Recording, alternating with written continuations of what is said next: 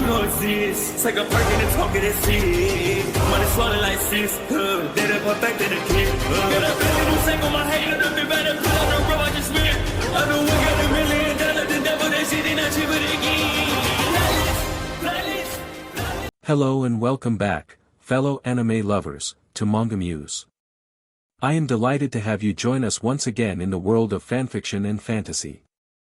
This is the second part of What If Naruto Enters Owl House? Special note, this fanfic is written and a masterpiece of Orion's Night on FANFICTIONnet. Do check and support the author too. Now smash the like, share and subscribe button for more. Also press the bell icon so that you never miss such great parts. Thanks for the introduction. Now let's dive into the world. The demonic owl Ida was scavenging through the living room, upturning tables and scratching into couches without a second thought until it heard clicking, gaining the attention it turns to find one king clicking with the pen. Oh, what lovely thing do we have here? He clicks a few more times as if annoyingly showing off by twirling it in the air. It's just so dang shiny. Oh, my. Oh, King had lost his grip and ended up dropping the pen, causing the back to fly off and the light to dim and turn off. Crud. King looks ultron fast to see Ida had gasped before screeching in rage, which King screams as he runs off with the owl monster after him, turning a corner which caused Ida to skid on books and papers, crashing into the wall at the end to the hallway. I'm sorry, Ida. Looking up it sees Luz dropping a blanket over its body which caused her to freak out. But it's for your own good. With that, it rips off the blanket to find a fireball shot right in its face, the light blinking its eyes as it grabbed its face with the fur being singed. Naruto, you were right. King's shout gained his attention to see him running towards him with an extra elixir that he hands to Naruto. Good, now, he couldn't finish due to Ida having screeched loudly, causing him to grab his ears in utter pain while glass began to shatter such as windows, vases, and the elixir in his hand, shocking the teen yet still hurting from the ears. Naruto, what? Luz was cut off by the owl monster slamming into the staircase, causing Luz to lose her balance and falls, yet Naruto quickly reacts by leaping for her, catching his friend as they hit the ground, but they froze upon seeing the enraged owl Ida glaring at them, which immediately Naruto got in front of Luz protectively yet scared, just like Luz and King who didn't know what to do before she closes his eyes. Leave my friends alone! Shouts King, who went into a full-on sprint towards Ida. HAA. King raises his arms despite it being clear it would do nothing, while the one before him turns with a raised clawed arm, about to attack. Naruto's mind at that point went blank as he could only close his eyes, unable to do what he did to Ida before, but that was until a violin began to play. Ah, that moment, Naruto opened his eyes and he found a scene he never expected to see. Dear me. The sudden new voice followed by the violin continuing to play caught them all by surprise and shock, in turn having stopped Ida in her tracks as she stared confusingly at the individual. Quite the scene I've arrived at indeed. At this point, Ida growls at the man clearly dressed as a butler with his single viewable eye, his iris glowing as it stared at Ida while he stood away from them and across the hallway.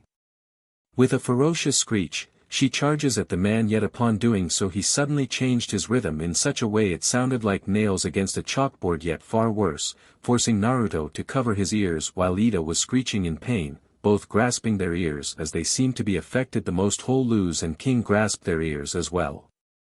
Roar! Ida leaps for the man, who smiles as he stops and holds out his violin before suddenly turning it to reveal a talisman upon it with a circle on it that showed a complicated design that he merely taps, causing the symbol to suddenly come off the paper and expand, unleashing blinding light and deafening sound by making the air oscillate, which blinds Ida and everyone else who couldn't see you here until it finally ended with ringing still in the background. But by the time they opened their eyes, they were greeted by the scene of the individual sitting atop Ida, who was unconscious, playing his violin once again as if nothing had happened. What?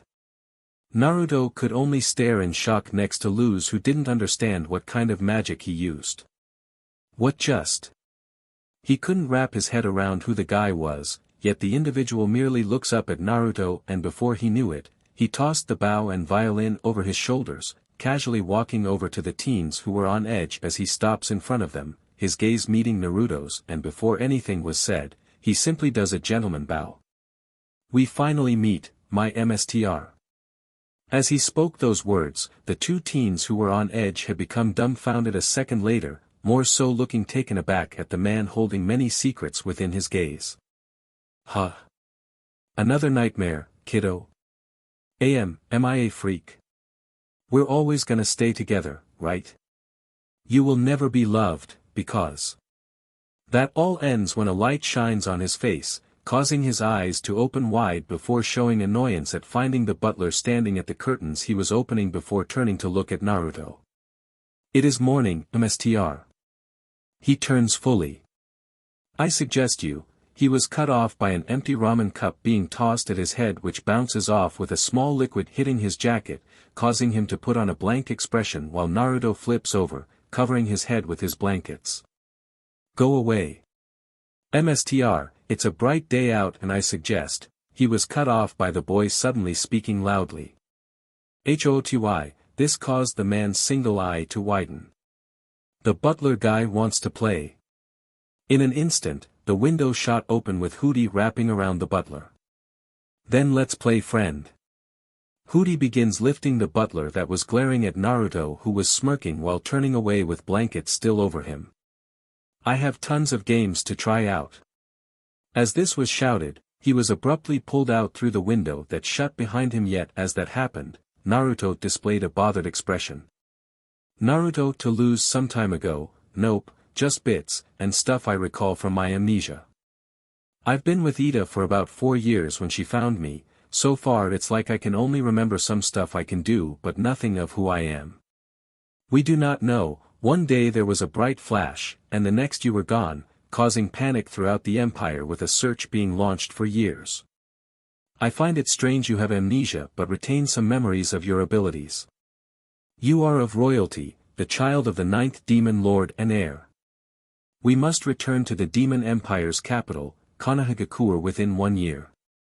As he recalled his words, he didn't understand at all why he was taken from his home and why his memories were erased, yet one thing he knew or more so felt, and that was the man was lying.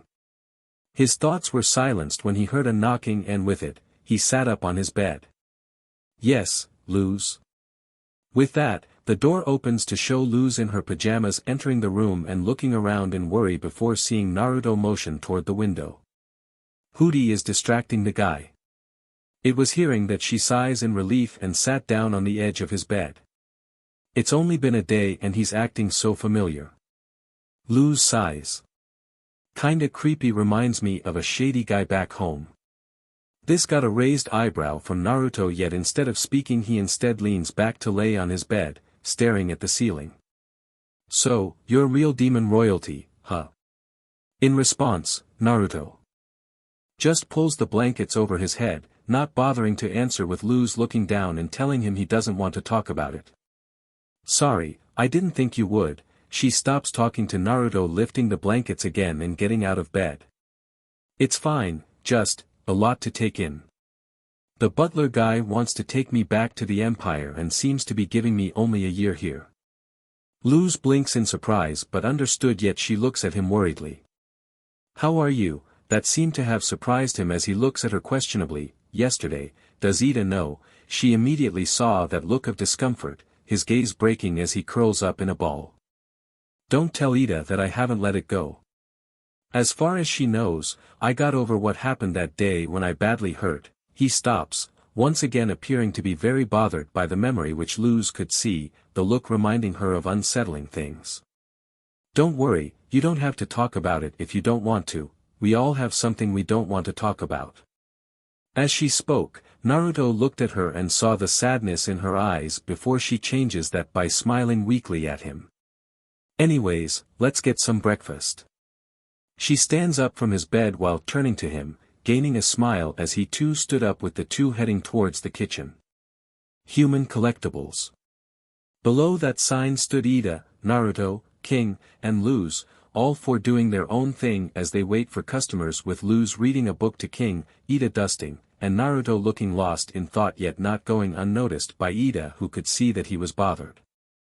Emboldened by the dishonor Hecate had shown, Azura lifted her staff to the cotton candy skies and shouted. Luz was cut off as the book was abruptly taken from her hands, causing her to turn in shock after shouting a "hey" towards the butler, who was staring at the cover, having arrived with food for Naruto.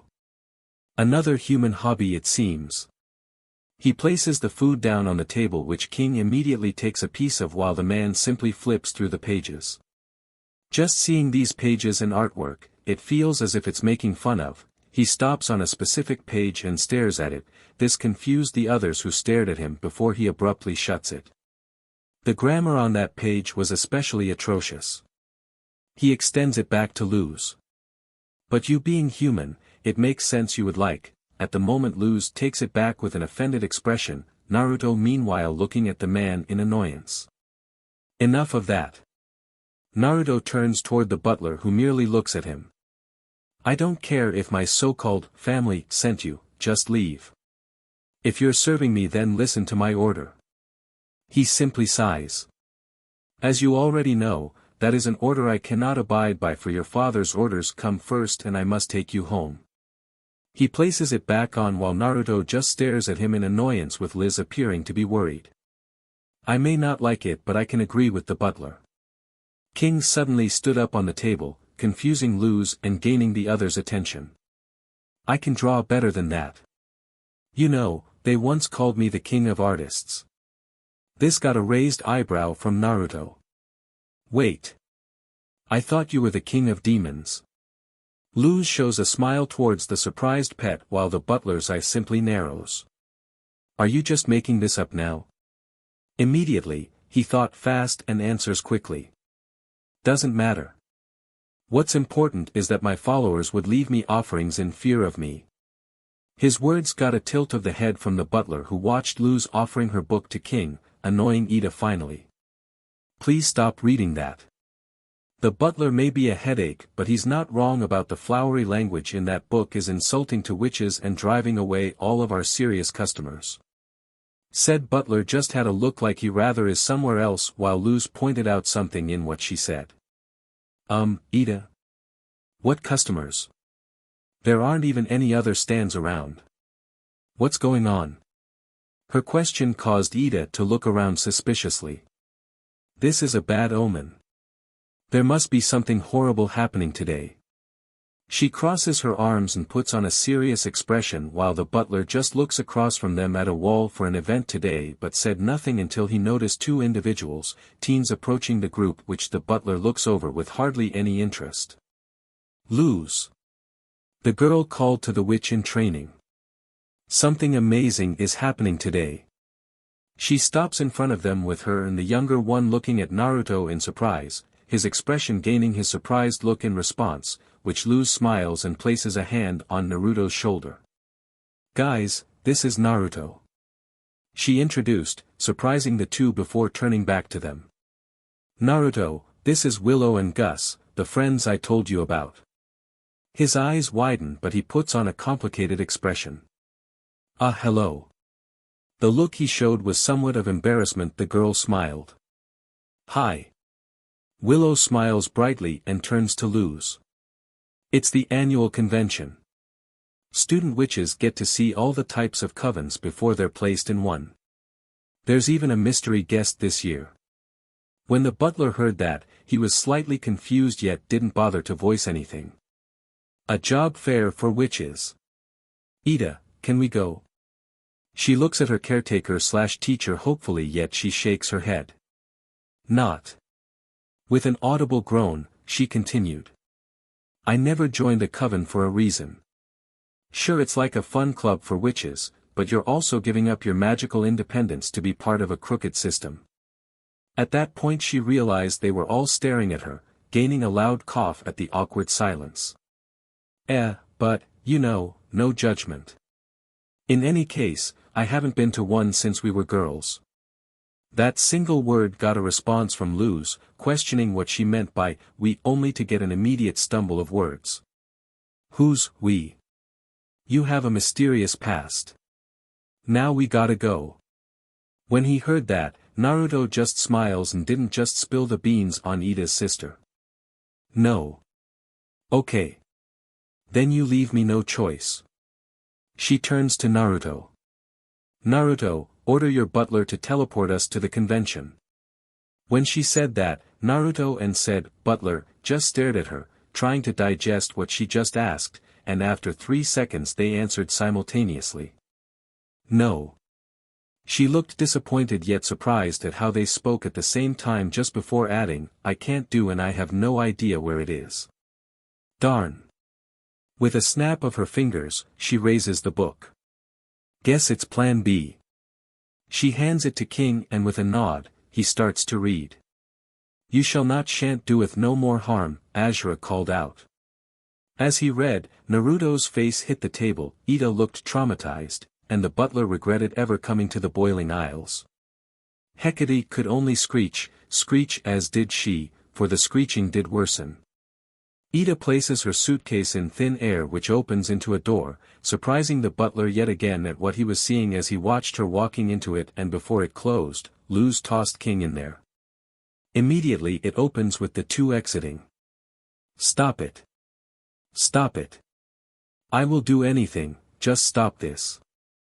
Luz just smiles at her victory with Naruto doing the same as the door closes with the man taking note of it. In no time flat, they were in front of the building. Ida wearing a cloak to hide her identity next to Naruto, Luz, King, the butler, Willow, and Gus. The group found themselves staring at Ida who was trying her hardest to stuff her hair in a hoodie yet failing miserably. Gotta keep a low profile. She grunts more as Naruto and King help push her hair in, getting it all in her hoodie and tightening it. I disobeyed the law and refused to join a coven. If I'm seen, I could go to jail. Again. Her words caused Butler to raise an eyebrow and glance at Naruto, whose appearance suddenly changed with a puff of smoke. His whisker marks missing, his eyes were brown but still had the slitted pupils while his hair was bright pink. Impressive. As he spoke, Naruto's eyes widen, and glanced at the butler's compliment, yet he immediately turns away in annoyance. Whatever. As he spoke, Luz was staring at the hoodie that looked like it was going to explode. Is this cowl really necessary? Can't you just transform like Naruto? Nope, what he does isn't something I can just do. Kitsune are very rare, mostly known in the Demon Empire as an ability they were born with. Besides, do you think all my wanted posters are for petty theft? Partly. Her words gained interest from Willow. Maybe this informative event will inspire you to join a coven. Her words got the opposite effect and immediately used her magic to pull her hood over her head. Let's just get this over with. She ushers the teens and King with her while the butler simply follows behind, glancing around in interest while the human, Luz, appeared to look amazed at what she saw. Whoa! Was I even alive before now? She looked even more amazed at what she saw, with Naruto smiling at his friend's reaction while the butler found it to be amusing at seeing a human reaction to it. Those are the main 9 covens, Gus stepped forward. But there are hundreds of other ones you can join. They start to walk forwards as Willow introduced the covens. There's Flower Coven, Artist Coven, Big Dog Coven, Small Cat Coven, Tiniest Cat Coven. While Ida looked annoyed with a groan, Naruto and the butler appeared to be more dumbfounded at the names. Also the Grumpy Coven. Immediately, Ida raises a fist in a manner that made her look like a grump old lady. What was that? Her demand immediately got "yip" from Willow as they all ran from Ida, who was now even more annoyed while Butler just stares at Naruto with the others. Excuse me, ma'am," their attention turns towards a shopper. "But you look rather familiar." Immediately her eyes widen, yet before she did anything the man spoke. "She's a part of the Grumpy Coven." When he said that, the man made an understanding look before he walked away, gaining a glare from Ida towards the butler, who just smirks while walking after the teens. "I could have handled that." She muttered to herself and hurried after the group that was still looking around and stopped in front of a demonstration. Ooh, what's that? Luz was smiling at what she was seeing of a coven member and the very conspiracy prisoner they had seen at the conformatorium. That's the construction coven. One of the main 9. They use power glyphs to increase their strength. With just a single toss of lumber and bricks, an entire house was formed. This amazed then expect for Naruto, Ida, and the butler who could tell another was involved in making that house. The group watches him hand a piece of paper over to the once prisoner, placing it atop her nose, and immediately all of their eyes widen as she starts to scream, powering up with visible magic, with the butler having the only expression as if asking "What am I watching?" before she picks up the coven member and throws him up high. I'm the destroyer of worlds. Hey, that's the opposite of construction. They all watch her wreak havoc as other members of the coven try to restrain her once she gets a hold of a hammer. Esto no se bien.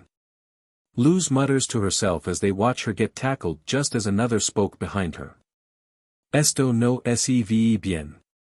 This immediately got Luz to turn and see a copy of herself walking towards a mirror next to 2 individuals that appeared to be casting it. Wah.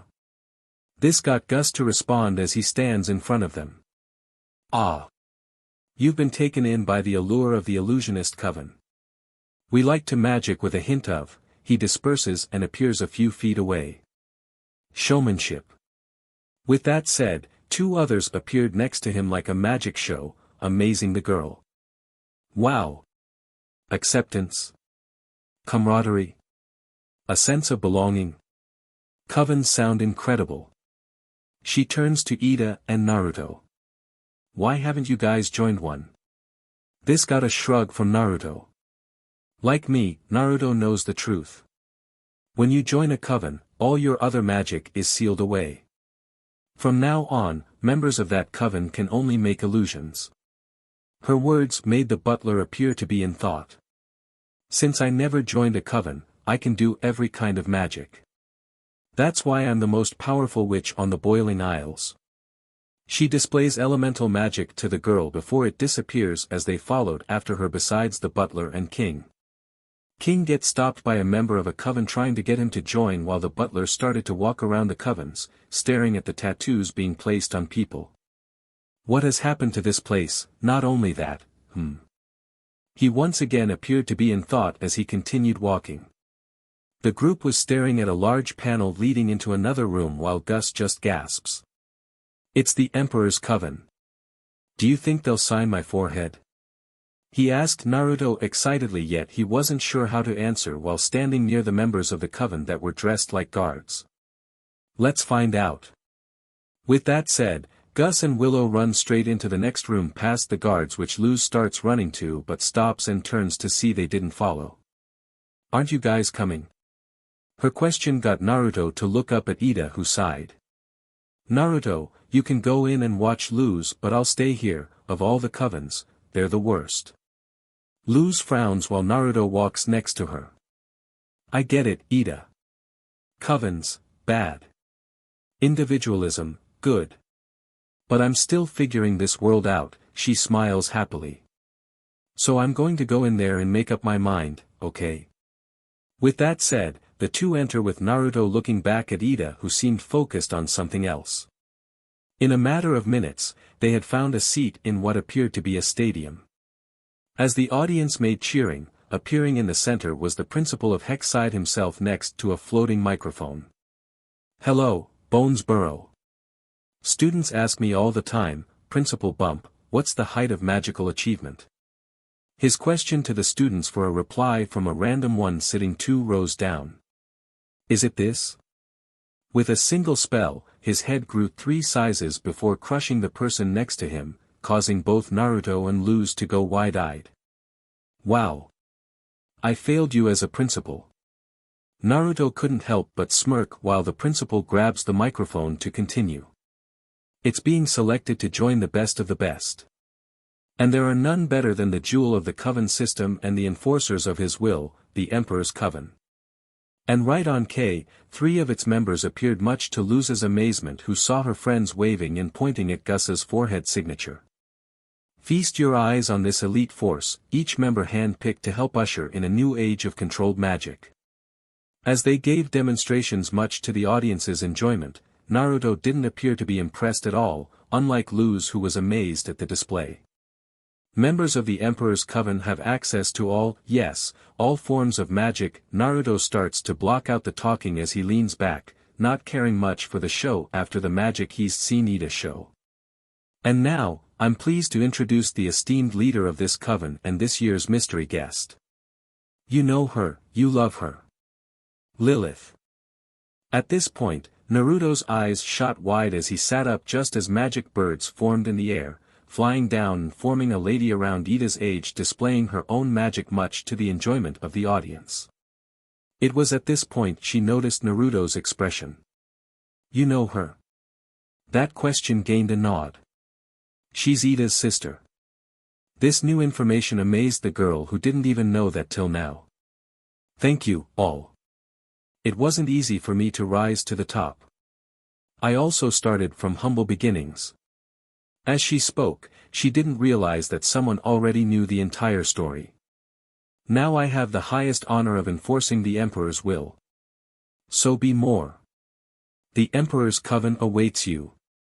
At this point, the two felt a hand on their shoulders and turned to see Ida, and in no time flat, they were taken out of that room by the annoyed witch. Ida. Why did you take us out of there? Her question got an immediate answer from the frowning lady. Let's head home, I need to wash the funk off my skin. She pinched her left arm to make a point. Is this about your sister? At that point, her eyes widened, and glared at the whistling Naruto. You knew. Not much of a point to lie to her. With that, she was pinching the bridge of her nose while Luz lifts the paper. But we haven't even taken the quiz to determine our coven type. Instantly, a newfound hole found its way into her magazine, courtesy of Ida, who was walking away. Ooh, a punky option. Without watching where she was going, she found herself bumping into another girl who was reading a pamphlet before Naruto could stop her. Watch where you're, oh, it's you. She shows clear detest, which caused a look of annoyance to form on Naruto's face. Willows, abomination thing. Slowly, Luz hides behind Naruto while giving a wave. Hey, Amity. The name further annoyed the blonde, who knew what she's done. So, funny story. Not an abomination. Sorry for the confusion last week. I am Luz. The human. Hi. Still hiding behind Naruto, she extended a hand to the girl. Ugh. Put that away. She slaps her hand away, but with not a lot of force. You're the one that got me in trouble with Principal Bump, and I never get in trouble. At this point, the disguised pink-haired teen spoke. You tried to have her dissected all because of an A. He spoke in a dumbfounded way that caused her eyes to narrow. Let me guess, another weirdo like her. Tell your friend she can't be here. This convention is for witches only. He merely points at Luz while stepping forward. She's learning magic as we speak from a great witch. As he spoke, Luz nodded and added, and a ferocious demon. Is that your ferocious demon there? The two just turned to find King being followed by two cooks, covered in gifts and samples from covens. Cupcakes in my tummy makes the king say yummy yum. Naruto and Luz start to sweat at the scene and the timing no less. Both watch him blow the people off as he runs to them. Oh, hey, look at all those offerings, wah. King trips on his scarf, dropping it as it rolls over to Amity while Luz helps him up, yet before she could grab the dropped cupcake, Amity steps on it. Oops. That was an accident. She said sarcastically, and immediately Naruto grits his teeth in anger, baring his fangs as his disguise wore off to show his appearance. Naruto.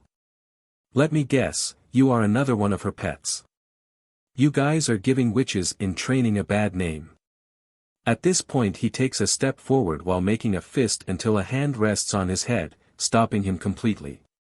Spoken by a child who saw fit to step on food, wasting it. Slowly Naruto looks up to find the butler standing there, staring at Amity as if she were a nuisance.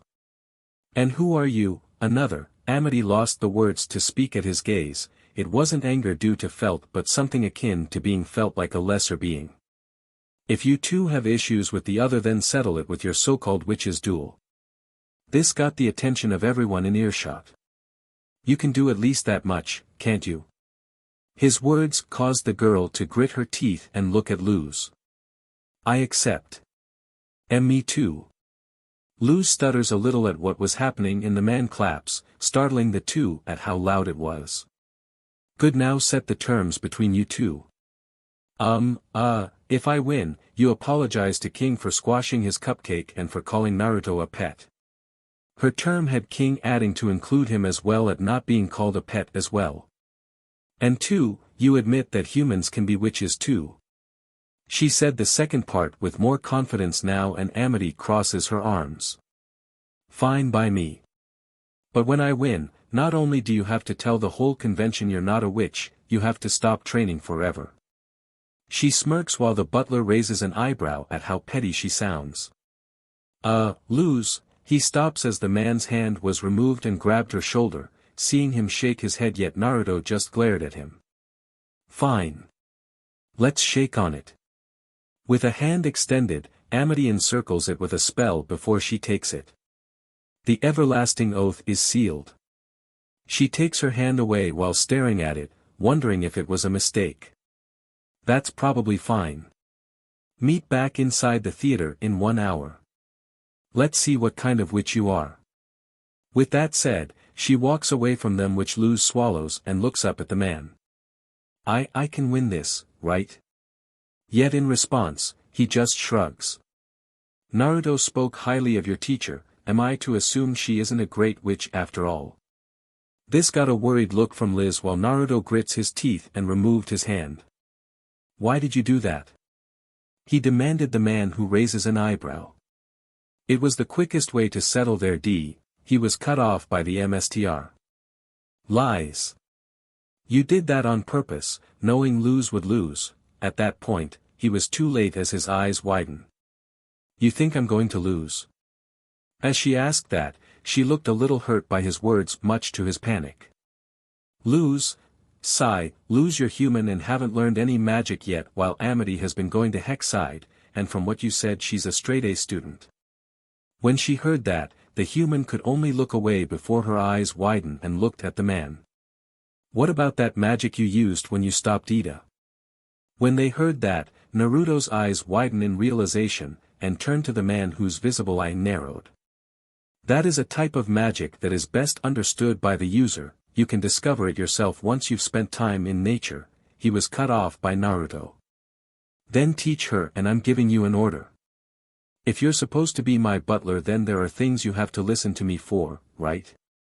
At this point, the butler ran a hand through his hair, the look on his face becoming annoyed at the fact he cannot refuse yet that ends when they saw Ida walking towards them. "Ida, she was cut off by her. "No time, I just got you caught up in a duel with my sister's student and I need to help you now before the duel." With that said, she grabs Luz's shoulder. "Come on, kid.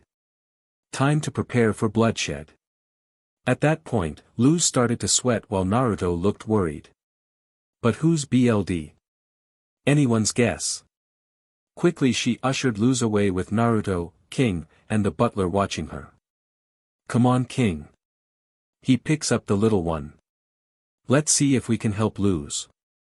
As he said that, he was about to walk after them yet stops and turns to the man. "Don't follow, I've already had it enough with you today," he said with a tone dipped in anger at the man whose eye narrows as he watched the air walk away from him with King sticking his tongue out at him. Slowly, a hand goes through his hair again as he grits his teeth. "My lord, but you can't be serious. How could you sully yourself and mate with a—" He stops his train of thought with his expression turning more complicated as a hand moves to his chin. "This isn't working, if I continue to act antagonistic towards those lesser beings." He stops again and frowns at his thoughts. "Beloved citizens," spoke Lilith as they stood in the arena. The Emperor's Coven proudly presents an impromptu demonstration of the sort of which we seek every year. Introducing Amity Blight. Cheers spread throughout the room from the stands as the butler watched in the far back, hardly even interested while the heir and others were in the arena as spectators to Luz and Amity's duel. Versus, some human girl. At this point, Luz looked quite scared at the fact she learned nothing from Ida, more so having missed her chance to talk to the butler. A human? Humans can't do magic. She's not Amity. Ida. What am I going to do? She had a pleading look on her face.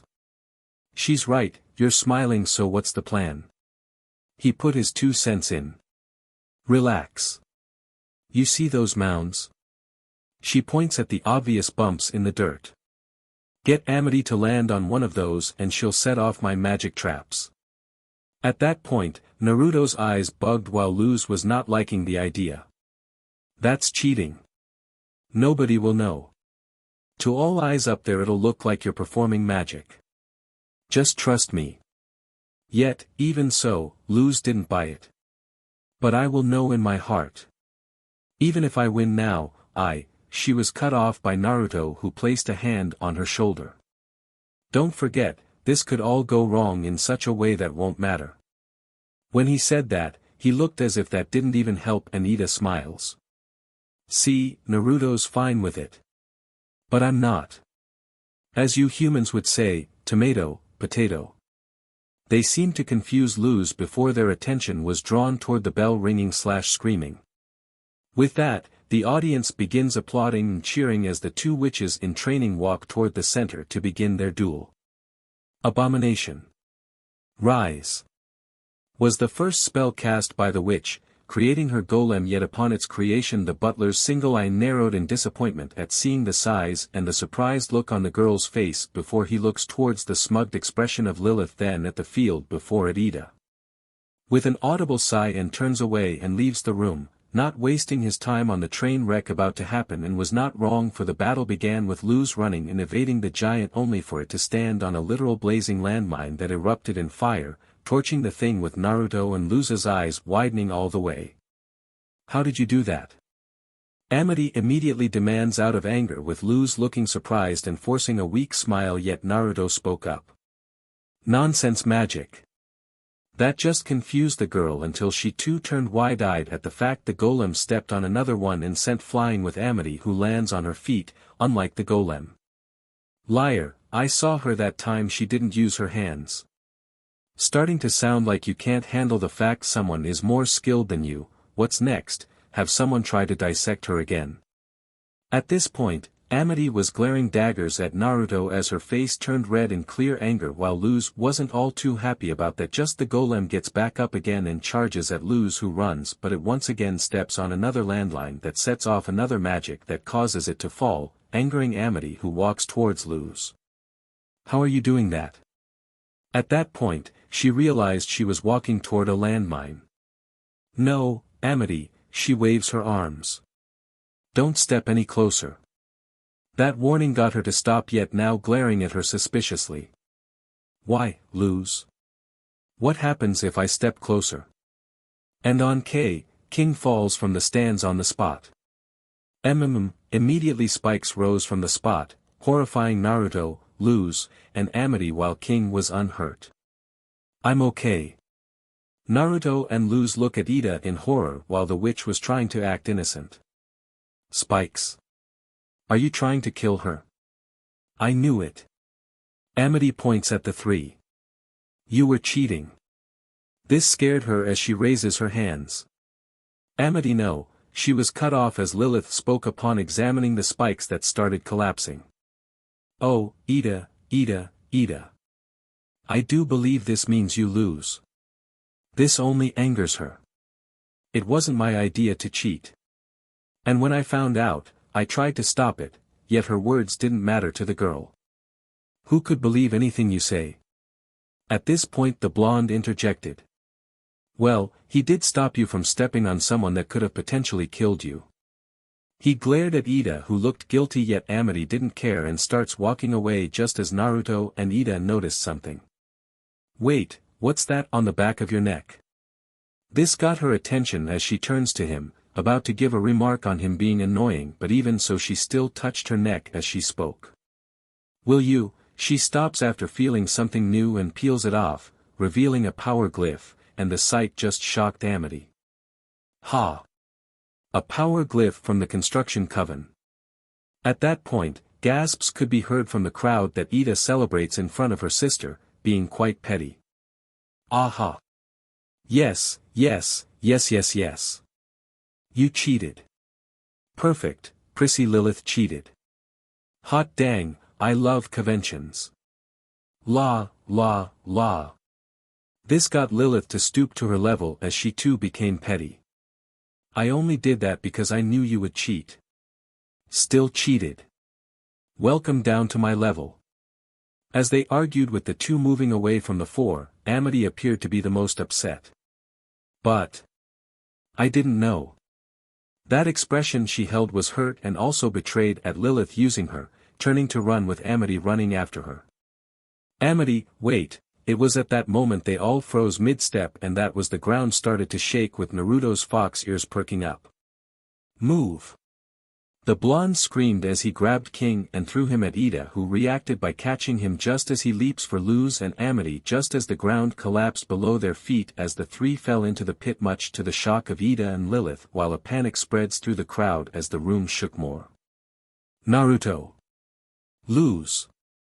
Quickly she runs towards the edge yet was stopped when the hole widens, yet she still saw what was inside it, a massive underground cavern split by many holes below.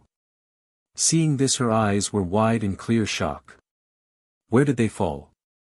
As she thought this, the owl lady grits her teeth at having lost track of Naruto and Luz along with the other girl. It was at this time the ground finally stopped shaking, but the damage had already been done with the room empty and the massive hole in the center of the room. Ida! That shout got her attention to find Lilith standing there with her staff drawn and pointed at Ida. What have you done? Lilith shouts at her sister, causing her eyes to narrow as she points her staff at her. Don't even try and blame this whole thing on me, I don't have the time to waste on you. 3 kids just fell there, Ida, you are the sole cause for this and I need to take you in, if you come quietly I will order a search. They were stopped by the butler landing between them, grabbing their staff in an instant. What are you doing, do you not know who I am? As Lilith was about to say it, she stopped as the man spoke. Now, as he spoke, the monocular starts to glow.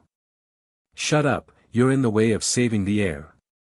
Both of the witches froze at what they felt, with Lilith being confused about who he was referring to as he releases their staffs and walks towards the edge to peer down into the dark abyss of a massive cavern with many holes littering it that go deeper in the earth while he smelt it, fresh BLD.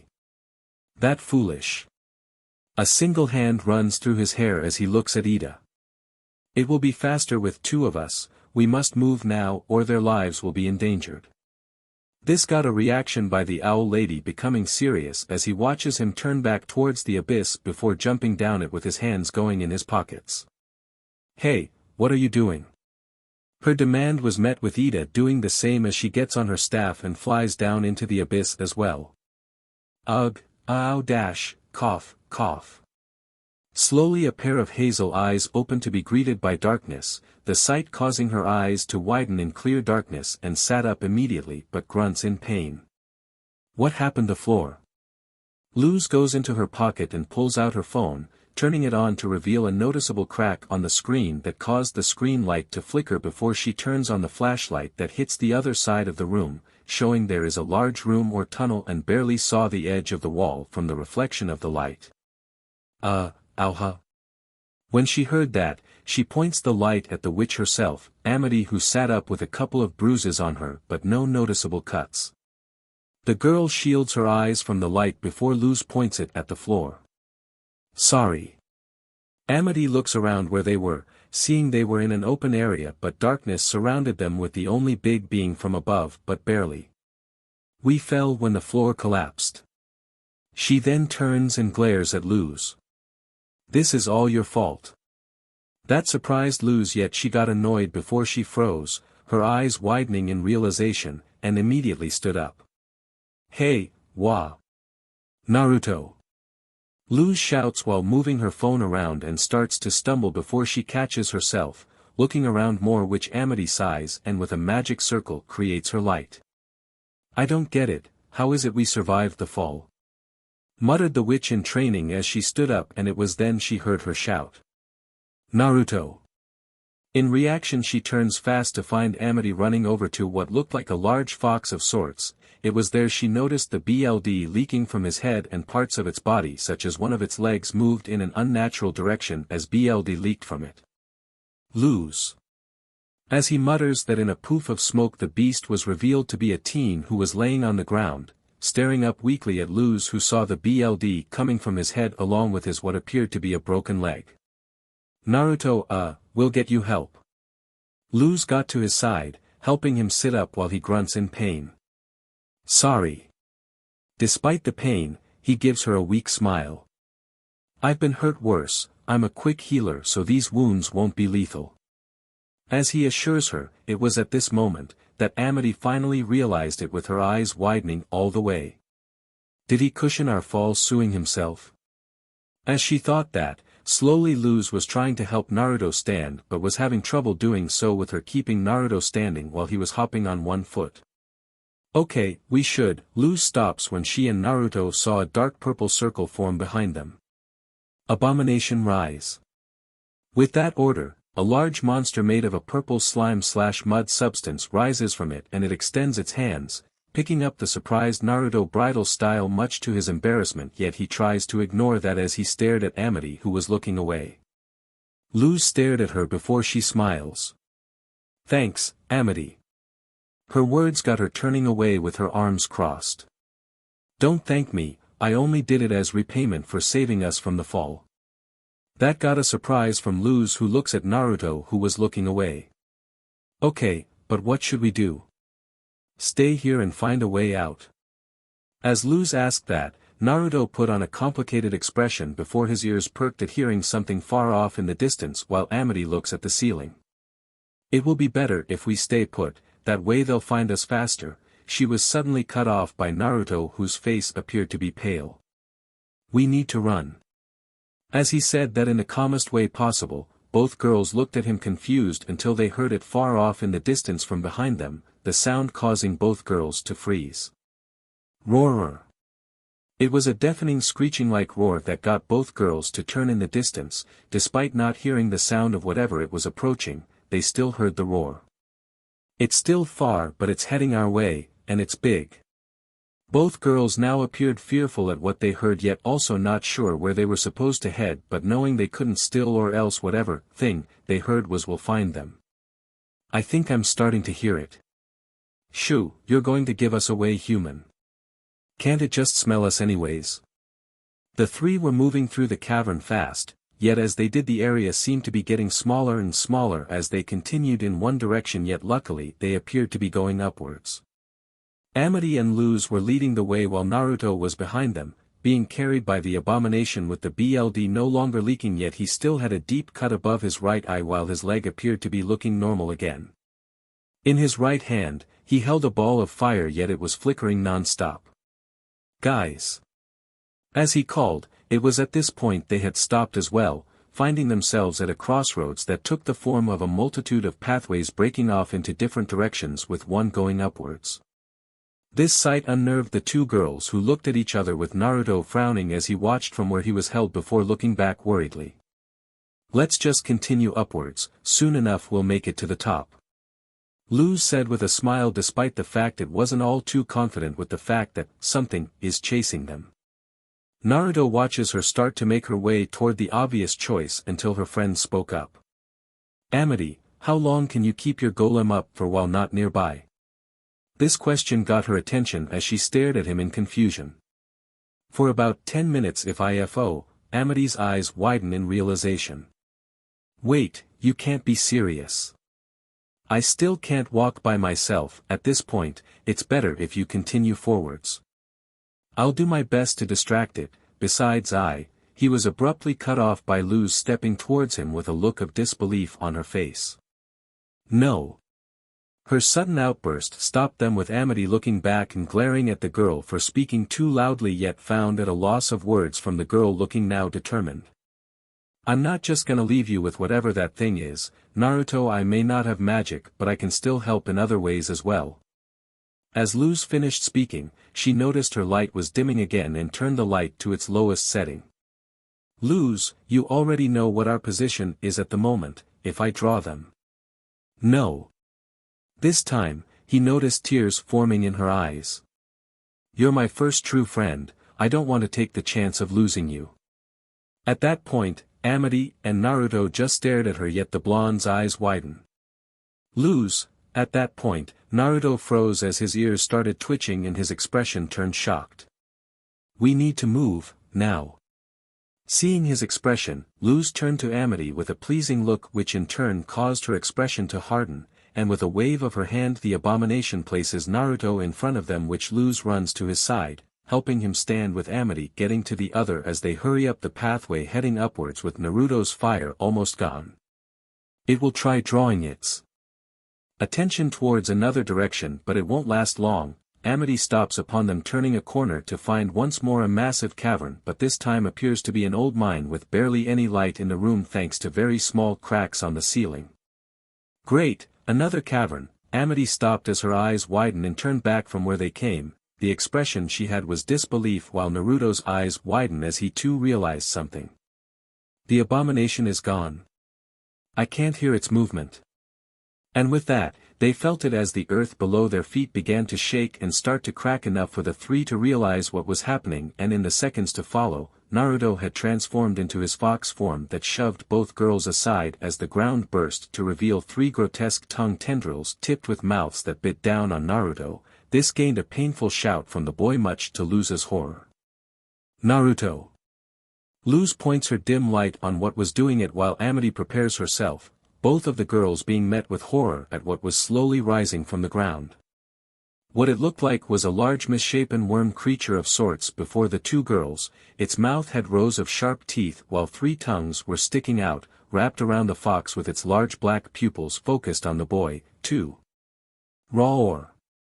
Its roar was deafening as Luz and Amity grabbed their ears with Naruto using his paws, trying to block out the sound. He was then picked up by the large creature and dangled above its head while its mouth opened wide.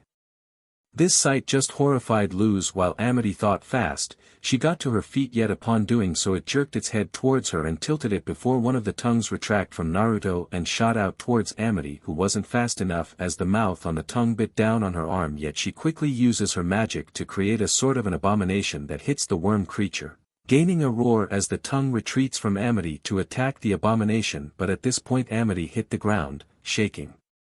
While it focuses on Naruto again yet that was enough of a distraction. The fox was now gone, gaining a confused tilt as it lost its hold on the boy before feeling movement yet it couldn't react fast enough as something massive bit down on the creature, gaining a shriek as it was thrown across the room. The massive beast that bursts with smoke to reveal Naruto laying on the ground, hurt once again and shaking as he had several deep bite marks on his skin. At this point, Luz was terrified as she watched the monster rolling in pain as a deep bite mark was seen on its body. Luz, run.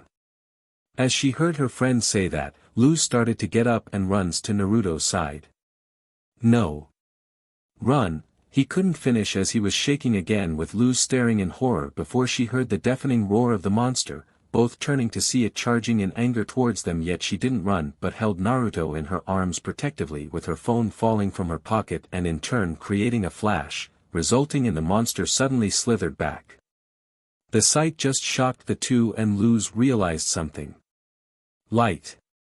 Her eyes widen at recalling King's teachings and quickly tries doing it again yet found it would turn on completely but flashing due to the screen's cracks. Work, work, work, work. Oh Dios por favor. As the tears were already built up in her eyes with the monster calming down now while Naruto could just stare at Luz while she held him, seeing she was on edge. Luz was staring at her statusing screen in fear until she finally noticed something on her phone cracked screen, a symbol that was glowing. Quickly she dug into her pockets and pulled out a crumpled notebook that was torn and a broken pen with ink leaking, and quickly she drew the symbol with what light she had left as her phone was dead with the monster looking in their direction. Lu, Z. He barely was able to say her name while it slithered right for them while opening its mouth just as Luz tapped it, causing an orb of light to form from the paper and in turn causing the monster's eyes to widen as it abruptly came to a stop, screeching at them and not getting close as it started moving around wildly again from the mere sight of the bright light in the darkness. Seeing this, Luz took her chance and started to pull Naruto towards Amity, who was still incapacitated, laying him next to her as both were shaking before she turns towards the monster that was extremely agitated as it moved around erratically while trying to avoid the light. Naruto, we need light. Can you summon any fire? Her question couldn't gain a response from the teen, yet he tried to breathe to release fire from his mouth, yet he instead coughed badly as small amounts of BLD came from it, his gaze looking at the steaming wound in his side that was healing before they heard the deafening roar once more, with Amity only able to watch in horror, the three only able to look as it was charging right for them, with Luz moving fast as she takes out another paper to draw another light, yet realized it was too late as it opens its mouth wide, threatening to devour all three of them. That was until the abrupt involvement of another in the form of owls erupting from the earth and entangling the monster that has begun to move wildly, much to her shock. Naruto. The girl turns to see the arrival of Ida on her staff and the butler. The witch flew down at their side with her eyes widening at seeing the condition Naruto was, and all he could do was form a weak smile, which caused Ida to turn in rage as she starts spinning her staff just as a large circle was lit in the room and from it rises a massive owl head like a cylinder that heads right for the worm monster, who couldn't escape as it was slammed into and through the floor that collapsed with it falling through. Whoa. That was all Luz could say before she snapped out of it and looks down at Naruto, who was shaking along with Amity, with the butler crouching to get a closer look, his single viewable eye looking over Naruto. We were being chased. She was cut off by the man making a shoo with his hand before opening his jacket and pulling out a book with a particular design of 9 magatamas on it. The sight of it surprised both Luz and Ida as he opens it, and instantly it starts flipping pages by itself before stopping on one page, which immediately the butler took out his violin bow and cuts his finger on it before placing his thumb on the page before tapping twice, gaining a puff of smoke to reveal 2 vials. He extends one to Luz while he lifts the weak Naruto by his head. Give this to the girl, it will counteract the corpse worm's venom. With that said, she took it while the man proceeds to pour it into his mouth, yet almost immediately the teen makes a discomfort expression. You will need this if you don't want to die. That was all he said as the last bit of it was drank by the air, yet in the moments that passed he appeared to relax. How did you know what it was and have the cure? Ida's suspicion rose as she was staring at the butler who had pocketed the book. The book can sense any illness and reveal a cure if it's been catalogued. I was given it when I was sent to retrieve the prince, though any new illness that has appeared since the last time the author had come here will not have a cure in the book. Hearing that, Ida just still stares at him with her untrusting gaze, but she turns away to focus on Naruto. It was at this point Luz approached him. Thanks, if it wasn't for you. Liz looked quite scared at the thought, yet the butler stared at her. You must be quite lucky. This got her attention as she looked up. As you can see, if not for them you would have been long dead. He stops when he found Ida's staff at his chin. That's enough. The woman stood in front of the 2 unconscious ones. Why should I? It was obvious that she was the weakest link. Slowly the human looked down at her feet guiltily. This is why humans have no place. He was cut off by the words of one fox. Shut up. This caused the 3 to look at Naruto, barely staying awake as he was looking at the butler. If not for Luz, we wouldn't be here. This got a head tilt from the man. She blinded it with some kind of ball of light that appeared. At that point, the butler's one eye widened before he looks at the human, who in turn was running over to Naruto with Ida. That's not possible, that's inconceivable. A child, more so a human at that, can't learn glyph magic that fast. even for a natural born it would still take time, yet she was able to see the sign after just coming here.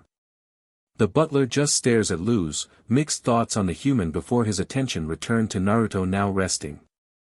Happy birthday to you. Why was I born like this? They wouldn't leave me alone, said I was a freak. Slowly, a pair of red Scara eyes open to reveal a faint pink glow to them that fades away as soon as it appears. What his eyes were greeted by was the sight of an all too familiar ceiling. The teen didn't react much but blinked in surprise before from the corner of his eye he noticed it. Turning to his eighth he found one Luz sleeping on the floor with a pillow and blanket, while sleeping on the bed with him was King. It was at this point he felt sleep trying to reclaim him once more, yet he moves his head to look out the window, seeing as it was nighttime before his ears perk, and turn his head towards the other side of the room to find an awake Ida staring at him in shock before she smiles and got up to approach him. Ho! His eyes widen in realization at how tired he was before noticing something slide off his head, yet Ida picks it up, revealing it to be a wet rag she places back on his forehead. Sleep. That was all she said before turning her back to him, causing the boy to smile as his eyes start to close while Ida reaches the door and silently starts opening it until she heard it. Okay, Mom. Ida froze at the door, her eyes widening as she turns back to look at the sleeping child, and the sight caused her to smile.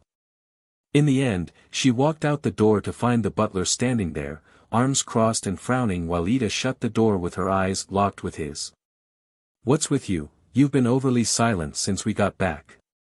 As she asked him that, the butler turns his back to her. It's nothing that concerns you, witch. At this point he found himself leaning against the wall with Ida's staff at his throat. Don't think I trust you.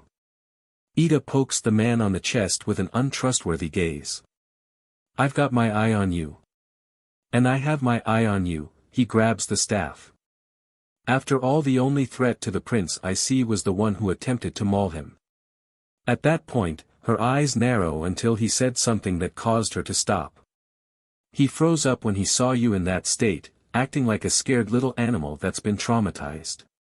If not for me, who knows what would have happened. He stops mid-sentence upon her staff glowing.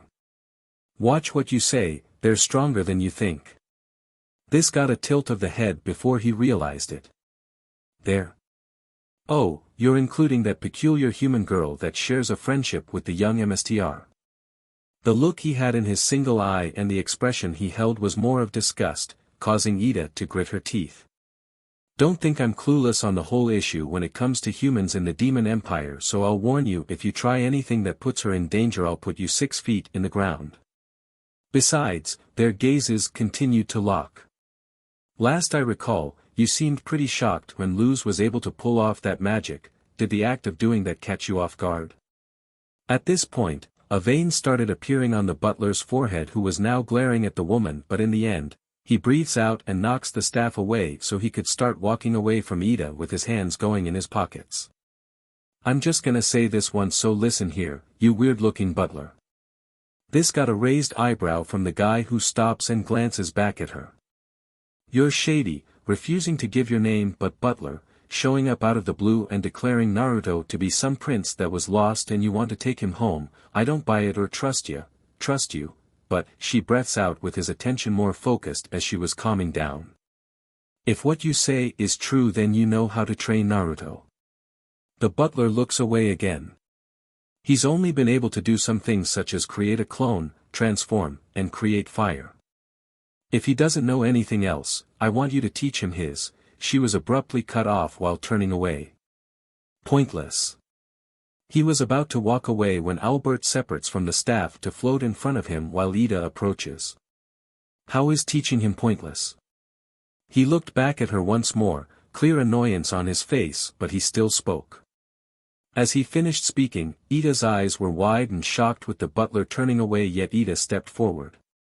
But if that's true, what about? He didn't even bother to turn again but continued walking as he spoke. Ida just stood there, clearly shocked at what she had heard. I'll be making tea. That was all he said as he walked into the kitchen, leaving Ida by herself while Albert returns to her staff. It was at this time the two hadn't realized back in the room with the three sat a wide-eyed Luz who was laying against the door, looking as if she had overheard one of the worst things imaginable before looking up at the sleeping Naruto with clear worry. Standing outside the owl house was none other than Amity, who held a freshly made fairy pie in hand. Said pie had muffled screams in it. The witch in training stood before the door to the house. "Okay, all you need to do is offer this and apologize."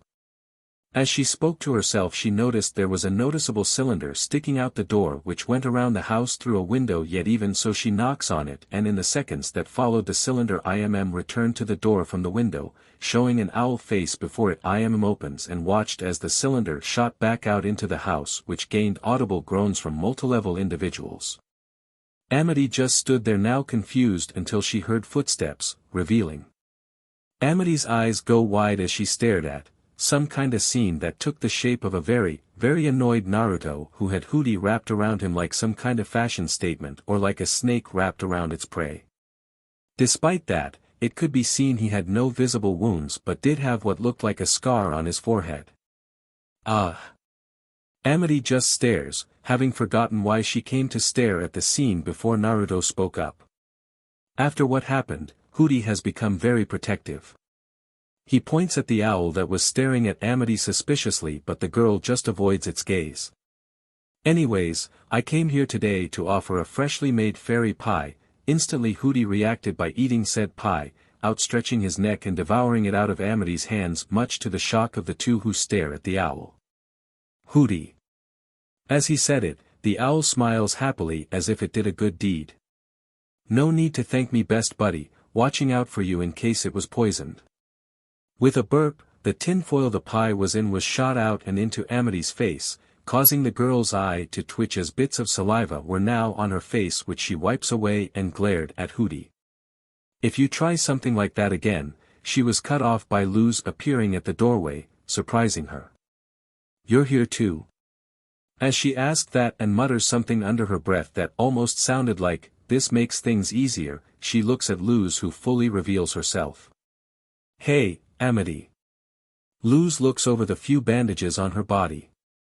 "Are you feeling okay after what happened?"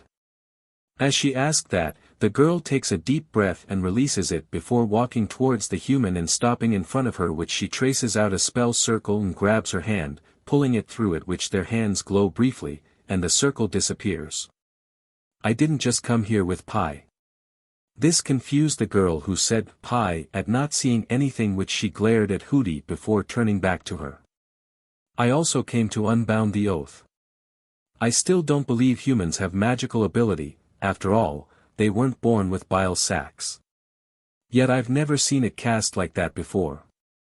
After she said that, Luz was just surprised before looking at Naruto. "Thank you for saving me, us from the fall.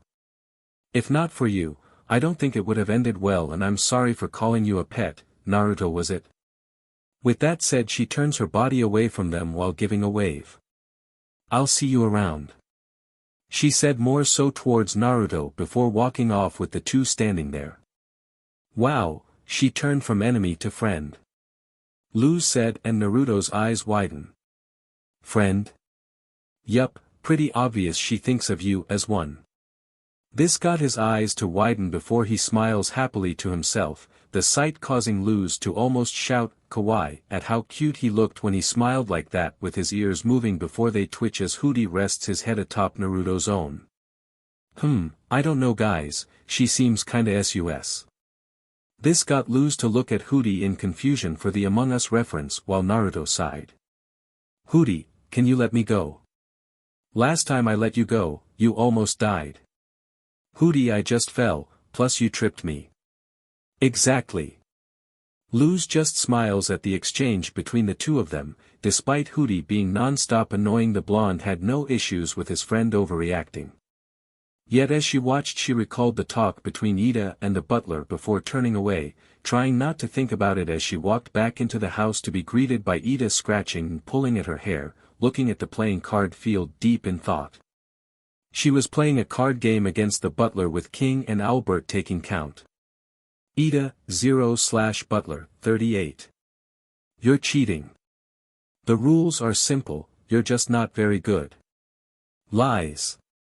I'm the best when it comes to playing hexes hold'em. As the two exchanged the back and forth banter, the butler just points at the scoreboard, angering the witch until he stood up. I'm done playing, he said as Naruto walked back in with Hooty. I have better things to do. Ha. That means I win, in your face. He doesn't even argue but turns his back to her, heading towards the kitchen to prepare tea while Ida gathered her cards again. So, anyone wants to game? Her question instead got wide-eyed. Hey, I'll have you know I'm a great player. She looked to see Naruto pointing at her arms, gaining her attention to see feathers sprouting from them, and she yelps. By the time the butler got done with the tea, he saw Ida opening up a chest yet to look says it all. Oh, boy. She takes out an empty bottle. This is terrible. I'm out of elixir. This only caused Naruto's eyes to widen as he started looking uncomfortable. Last time this happened, you turned into this thing, reveals the picture on her phone to Ida, avoiding letting Naruto see it. I know I should be repulsed, but that look is fierce. At that point, Naruto and the butler just looked at her like she's lost her mind and she had realized what she said upon their looks, coughing as Luz spoke. Ida. Luz could only say her name yet her expression said it all, causing Ida to not turn yet her eyes move in the direction where Naruto was. You're right, you're right. We need to head to the market right away. She stood up from the chest while Luz heads towards the door, happily declaring the name while King began to plan what to steal. No, you mustn't go. Hooty had Naruto in a tighter hold that had begun to cause him to struggle. What will I do if something bad happens to you again? Who will I play guess who with? Luz proceeds to approach them. Don't worry Hooty, I'll watch out for Naruto. She reassured the owl while the butler was putting the tea down yet poured most of it in a thermo yet he stood just as Luz started to sweat upon Hooty speaking. Okay, but. Hooty's eyes narrow darkly. If anything happens to my best friend, I won't stop at nothing till I bring but untold suffering upon you and your family. Naruto, King, Ida, Albert, and the butler just turned to look at Hooty who had spoken in a deep and menacing voice that had reduced Luz to a sweating fearful girl yet it proceeds to smile. Have fun. He said once more in a cheerful tone with Luz glancing at Naruto being released. Maybe you should stay, Naru. Nope and good luck. The human just swallows as she avoids Hooty's gaze as they all walked out of the house towards the market while avoiding Hooty's gaze who was as watching creepily through the window. The group had arrived at the Bonesboro skyline, at the market, where Ida was banging on a metal grate while the others stood near. The owl lady was cloaked but could still be easily spotted yet no one bothered to report her. Hey, open up, Morton. Just a minute. Several crashes could be heard from inside the building, gaining several eyebrows raises. Make that 5 minutes. Was the only response she got, gaining an audible sigh from her while Naruto and Luz sat on a nearby bench with King. Is there anything better than watching people in the demon realm? Before them was the scene of 3 witches standing at a bus stop as a giant egg rolls up to it. The egg cracks, revealing a featherless bird that screeches and flies away. The witches enter the egg, one of them closes it, and it rolls off as one Tinella Nosa runs up, missing it. The curse of tiny legs. I know the pain. I never understood this system, to begin with. It was at this point, 3 cloaked individuals were seen transferring a large demon on a cart. Whoa, that is one ominous parade. Luz said, looking on in interest yet Naruto just shrugs, an uncomfortable look.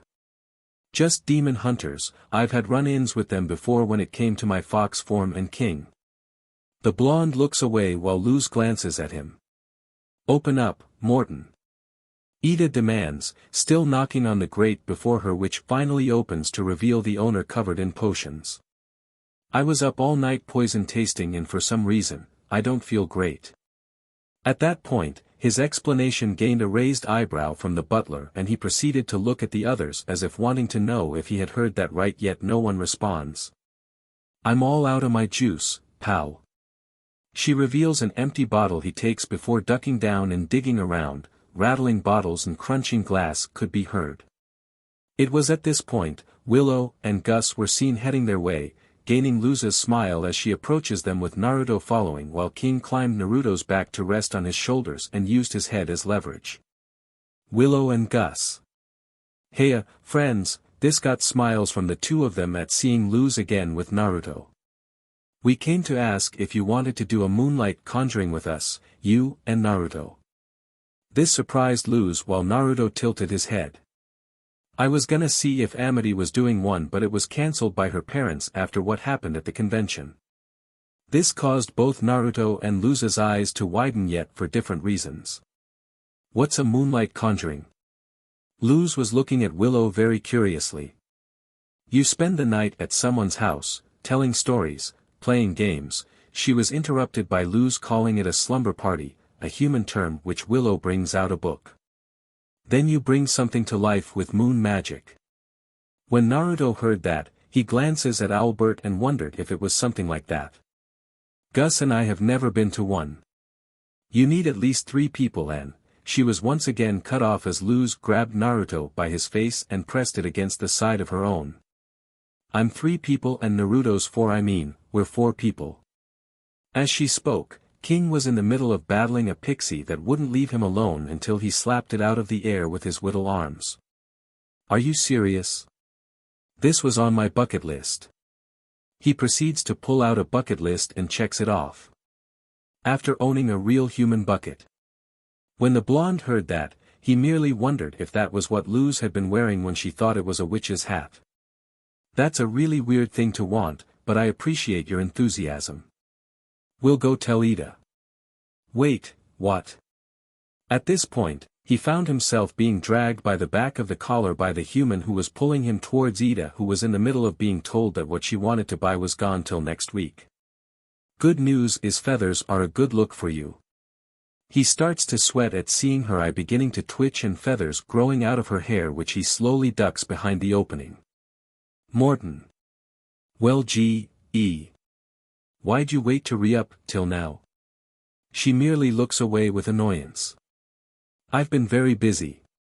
Losing. The butler added with a smirk, gaining another eye twitch as she glared at the man pouring tea to drink out of. I've lost only a couple of times. 38, Naruto, Luz, King, and the butler said simultaneously, which the witch proceeded to slam her face on the man's opening. You know, there's always the night market you could try later this evening. This idea being offered had surprised the witch, who places a hand on her chin. Last time I did that a lot of weird stuff happened, almost lost King and Naruto to a circus. This caused all 4 to look at Ida questionably, especially the butler. Wait, you bet us? You almost lost the prince in a bet. I was tricked, okay. She crosses her arms again. Besides, I need to know if there is someone that would have it. Morton nods to that. There's a guy with a stand, goes by Grim Hammer. If anyone has what you need, it's him. She nods before turning to see Luz approaching her with Naruto. Hey, Ida. Naruto, Gus, Willow, and I are gonna do a moonlight conjuring and stick it to Amity. So can we? Immediately the witch shook her head in disagreement. Not tonight. She raises a hand to silence her. I'm going out and seeing I don't like the one-eyed weirdo.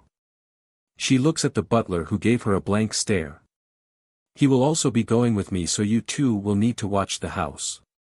She proceeds to pick up King up by his collar. You're also coming with me. I need an extra pair of eyes looking out for pickpockets, and an extra pair of hands in case I want to pickpocket. The butler started to sweat at the fact Ida just admitted to wanting to rob people. Then, maybe they can come to the house, and she was cut off by Ida, who was already shaking her head. No. Besides, conjurings are dumb, sitting in a circle holding hands. PFT. It's like magic for babies.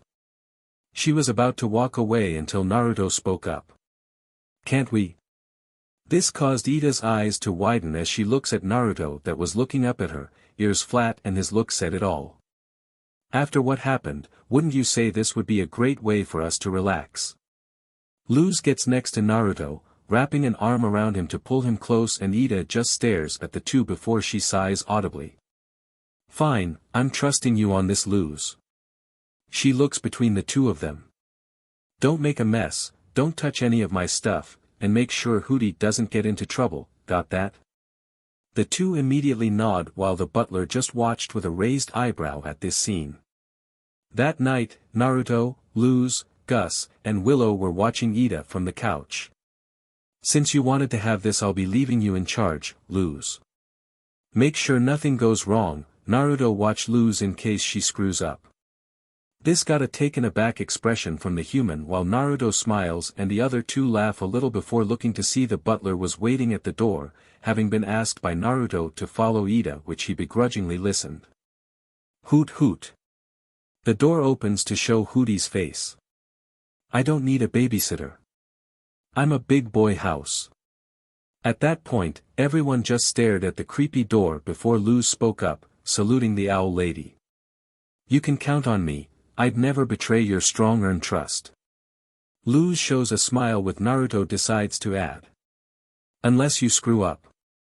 This got a nervous laugh from the human which Ida just smirks at seeing. Oh, where's King? She immediately changes the subject and smiles and opens her cloak, revealing King, who was snoring, strapped in a pink baby carrier. Aw. His little legs are so motionless. His little body just conks out when he's weightless. Look at this. She proceeds to move side to side, which in turn causes him to move like a ragdoll. Ah, he's so dangly. Luz starts to play with his feet, causing him to kick a little but not wake up while the butler walks outside. Ida follows after him, walking outside before turning back to the two who meet them out there with the others. Anyway, we'll be back later, maybe a few hours. And Naruto. She looks at the teen who looked back at her and she smiles. Have fun. This got his ears to perk up as he smiles, which Ida turns away and flies off with the butler sitting on the back of her staff yet keeping perfect balance as they flew off. With that, Luz leads the way back into the house. Company. Hooray. Finally, someone to listen to my stories besides Naruto. Okay, what happens when two witches walk into a pub? They could no longer hear him as they shut the door. Hey. He proceeds to cough out a sparrow that flew away chirping. At this point, Luz was smiling at the three of them, now a group, before she elbows Naruto, causing his ears to twitch, which Willow holds back the urge to touch, and Gus wondering more about Naruto's species. Welcome to, the owl, I mean the main room. The blonde had started to stutter. Or the living room, because it's technically living. Luz adds with a smile, walls are breathing, look. She points at one wall that was exhaling heavily, much to Willow's wonder. Enchanting. Don't touch that part. Hootie starts to cough and you don't want to see what he coughs out. His warning was valid as Willow stepped away while Gus was rummaging through a random chest. And look at all these human treasures. He proceeds to pull out an actual skull. And actual humans. Actually, it's a bunch of props, but I'm not sure why it was left here when Ida bought the house. When Luz heard that, her eyes widen at finding out this house was purchased within the time Naruto met Ida, while Gus puts the skull prop back in the chest. Anyways, we've got snacks and weird music. Luz reveals the eyeball looks like food and the screaming music on the record player or gramophone that Luz had told them about. We've got a bucket. Gus proceeds to wear a bucket atop his head. Weird, Luz also thought it was a hat. That caused the girl to blush in embarrassment as she gave a small laugh. Now we have actual friends to do the conjuring with. This is so exciting. This merely caused the blonde's fox ears to perk as he starts to become more focused, while Luz just smiles at seeing him react. So how does this conjuring stuff work? She asked it after doing a small clap, gaining their attention. Well, first, we find an object to animate. Since it's our first time, we should pick something meaningful. She eyes some flowers. Something appealing. In response, Gus bursts through the flowers with an action figure. Like this strangely buff little man. He taps the figure's stomach. I'm half beef, half Bob. Yes. He's perfect. So that's what's considered appealing. The kitsune was sweating at the standards of the word while Willow shook her head. That's not exactly what I meant by appealing. Oh good. As he muttered it, he immediately regrets it upon seeing Gus lowering the action figure while whimpering with a hurt expression. This sight caused him to immediately wave his hands. And no, I didn't mean it like that. He was silenced by Luz putting a hand on his mouth while Willow spoke. Okay, buff boy it is. Yes. Gus and Willow hug much to the relief of Naruto, which Luz found to be a funny scene. Tonight he shall be risen. He lifts the toy high and with that, they proceed to place Beefy Bob on the ground between the four of them with several lit candles around them. According to the conjuring books I've read, we say the incantation and make a connection with the doll. Naruto looks down at the toy, wondering what the outcome will be before they all hold hands. Figurine. Gus corrected before he and Willow spoke while Naruto stayed silent, unlike Luz. Moonlight, we sing. Moonlight take this chance. Moonlight come tie the string. Moonlight start the dance. Willow and Gus spoke while Luz was muttering words not matching the correct chant before suddenly a burst of blue light coals forth, out from between the four, spreading around the living room and extinguishing the candles. Naruto and Luz glance at each other after a few seconds due to being the last and first to close and open their eyes, seeing nothing has changed before the two guests did the same. That's your cue, little man. In response, the entire house begins to rumble. Luz, Willow, and Gus begin to scream while Naruto ran to the door and opens it while the others lost their balance with the living room looking in great disarray. Guys? A book falls on atop her head. Ow. Did the entire house just hiccup? Naruto, what's it look like out there? Guys. This got their attention as the three walked to the door to find the house begging to walk on its own 2 feet. This caused the group to scream with Naruto knowing he's gonna get in trouble just as the door slammed shut, leaving them outside. Luz knocks on the door. Hootie. Hootie. Hootie, you have to stop. By the power of the world, I have risen. Hoot hoot. This confused the group at what he meant while Gus gets closer, placing a hand on his chin with a look of wonder on his face.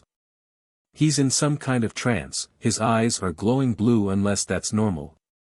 Actually, he's acting the same way he did before when I gave him some weirdly smelling snacks, think it was called brownies but I never liked the strange smell it had to it.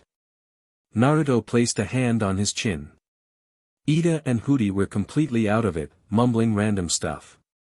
At that point, Luz's eyes widened due to having the internet, she had an idea what kind of brownies they had eaten and in turn, said nothing. At this point, the owl house was stepping through trees. The non-stop jostling had made Gus and Luz lose their balance but were immediately stopped by Naruto grabbing them by their collars, yet the sudden shake caused the two to fall forward and in turn pulled Naruto, who was immediately grabbed by Willow, who pulled him back, which he did the same to the other two. Our magic must have spread through the house instead of the doll. Figurine. Don't think it matters at this point. But it does. Guys. Liza's shout brought all their eyes to her before they all felt the house shake and they grab each other to keep balance, which in turn created a glow. Hootie, stop. And with that single order, the house stops moments before it would have walked right off a cliff. They all let go of each other, staring at their hands. How'd we do that? Power of friendship. So friendship is magic. I don't think it works like that. Guys, hold hands again. They did as said, creating a glow once again, which the owl house takes several steps away from the cliff. This is so weird. Muttered the blonde while the others were now smiling. We're controlling it with the power of the moon, world, whatever it is. Willow recalled what was said and thought to herself, unlike Gus who spoke with amazement. This is amazing. What do we do now? They all let go as Luz puts a hand on her chin. On the one hand, we should probably stay put. Her sensible words went through one of their ears and out the other. On the other hand, we've got a giant walking house and should totally take it on a joyride. His words immediately met a shake of the head. If Ida finds out what happened, the results won't be good. This got Luz to cross her arms with a look of deep thought on her face. Unless we get back before her, plus she won't be back for a few hours, we have time. Willow added with a smile on her face that reassured Luz. Okay, but we gotta be back before the moon sets or Ida will kill us, I mean me. She immediately changed the last part at seeing Naruto staring at her with narrowed eyes. Yeah. Joyride. The group began to shout as they continued through the trees, but as it did so, Luz could see Naruto's unsure expression, which in turn worried her. Actually, I'm starting to think we should head back. This got a surprised look from the two. Plus we don't know if the magic will suddenly cut off and get the house stranded in the woods. Added the blonde, which got the two to look at each other before suddenly a giant rope gets thrown over the roof, stopping the house in its tracks. Is that a giant crossbow? Luz points ahead and they did the same to see it while Naruto's ears went flat. Funny we only noticed that now. Oh no. Right then, it was shot and went over the roof again to the other side.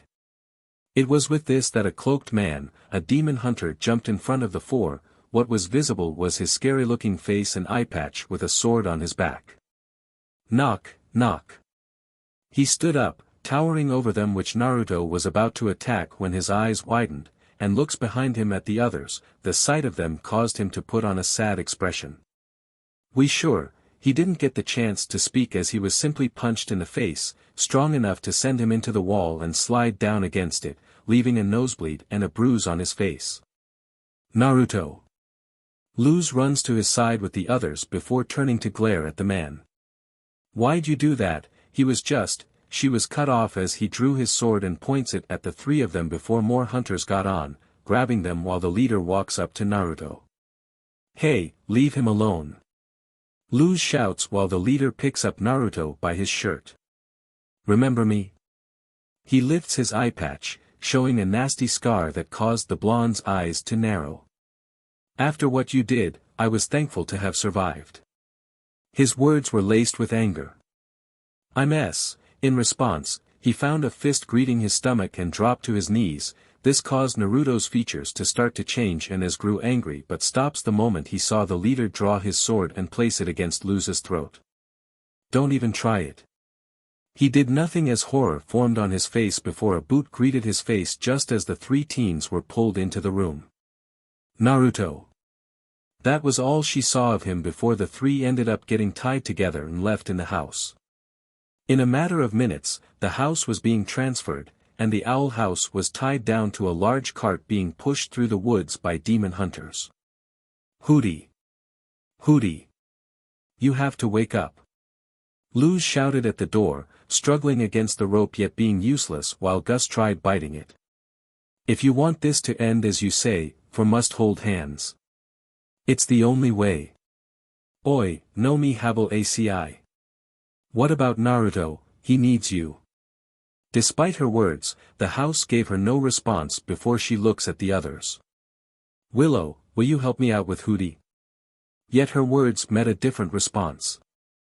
I'm sorry, Luz. You shouldn't ask me to help with anything. The girl had a sad expression that just shocks her before they all yelp as the house suddenly stops moving before the door opens to reveal the leader, who ends up grabbing the three and throwing the teens out of it and onto the grass next to two hunters, the location being a cliff. Ow. Ow. Ow. The three were hurt. Luz had stopped halfway through it. What she saw caused her to freeze, and that was a battered Naruto who sat against the house wrapped in chains. Take the house and rip out the house, demon. We can sell it to restaurants as exotic meat. The fox will fetch a hefty price. Those chains weren't cheap though, but they negate magic. This only scared Luz, who tried breaking free. No. Why are you doing this? It's just horrible. This got a laugh from the demon hunter. Well, aren't you some innocent kid, who can't be helped since you must have been sheltered or something? His expression turned dark as his single eye glared at her. I saw an opening for revenge and I'm taking it. If not for this brat, we would have made a shiny coin.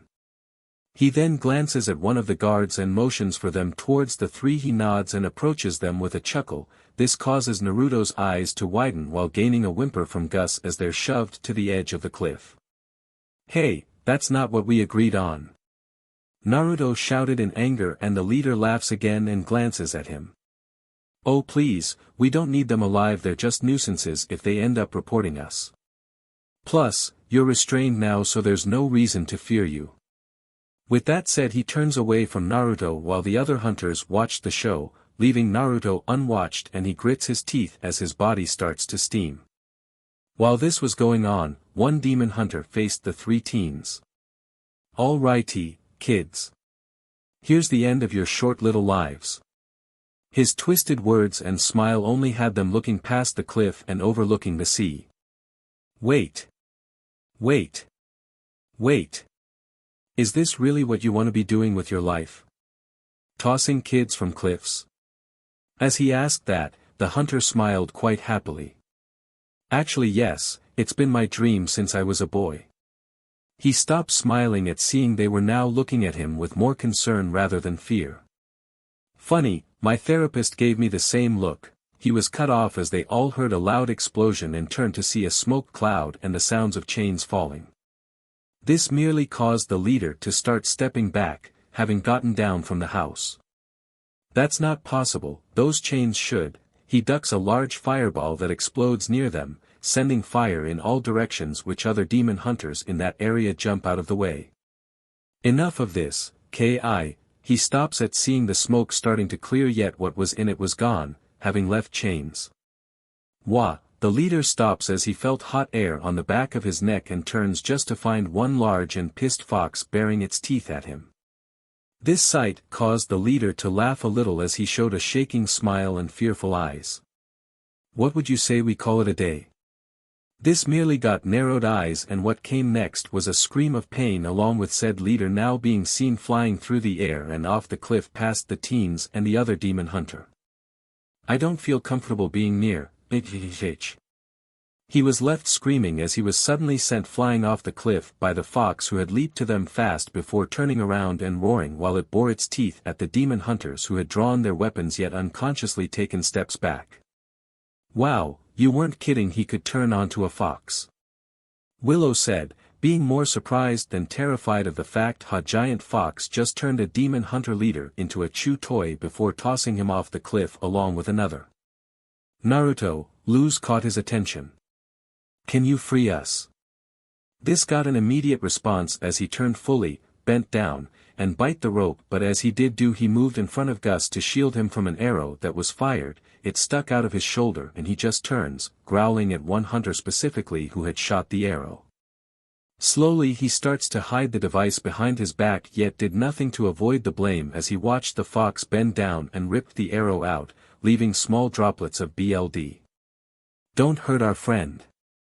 Willow starts to frown as she extends her hands, causing the grass under their feet to glow as large roots and vines began to rise from the earth, a sight which the demon hunters just stare along with a wide-eyed fox, yet it was then it realized something. Friend.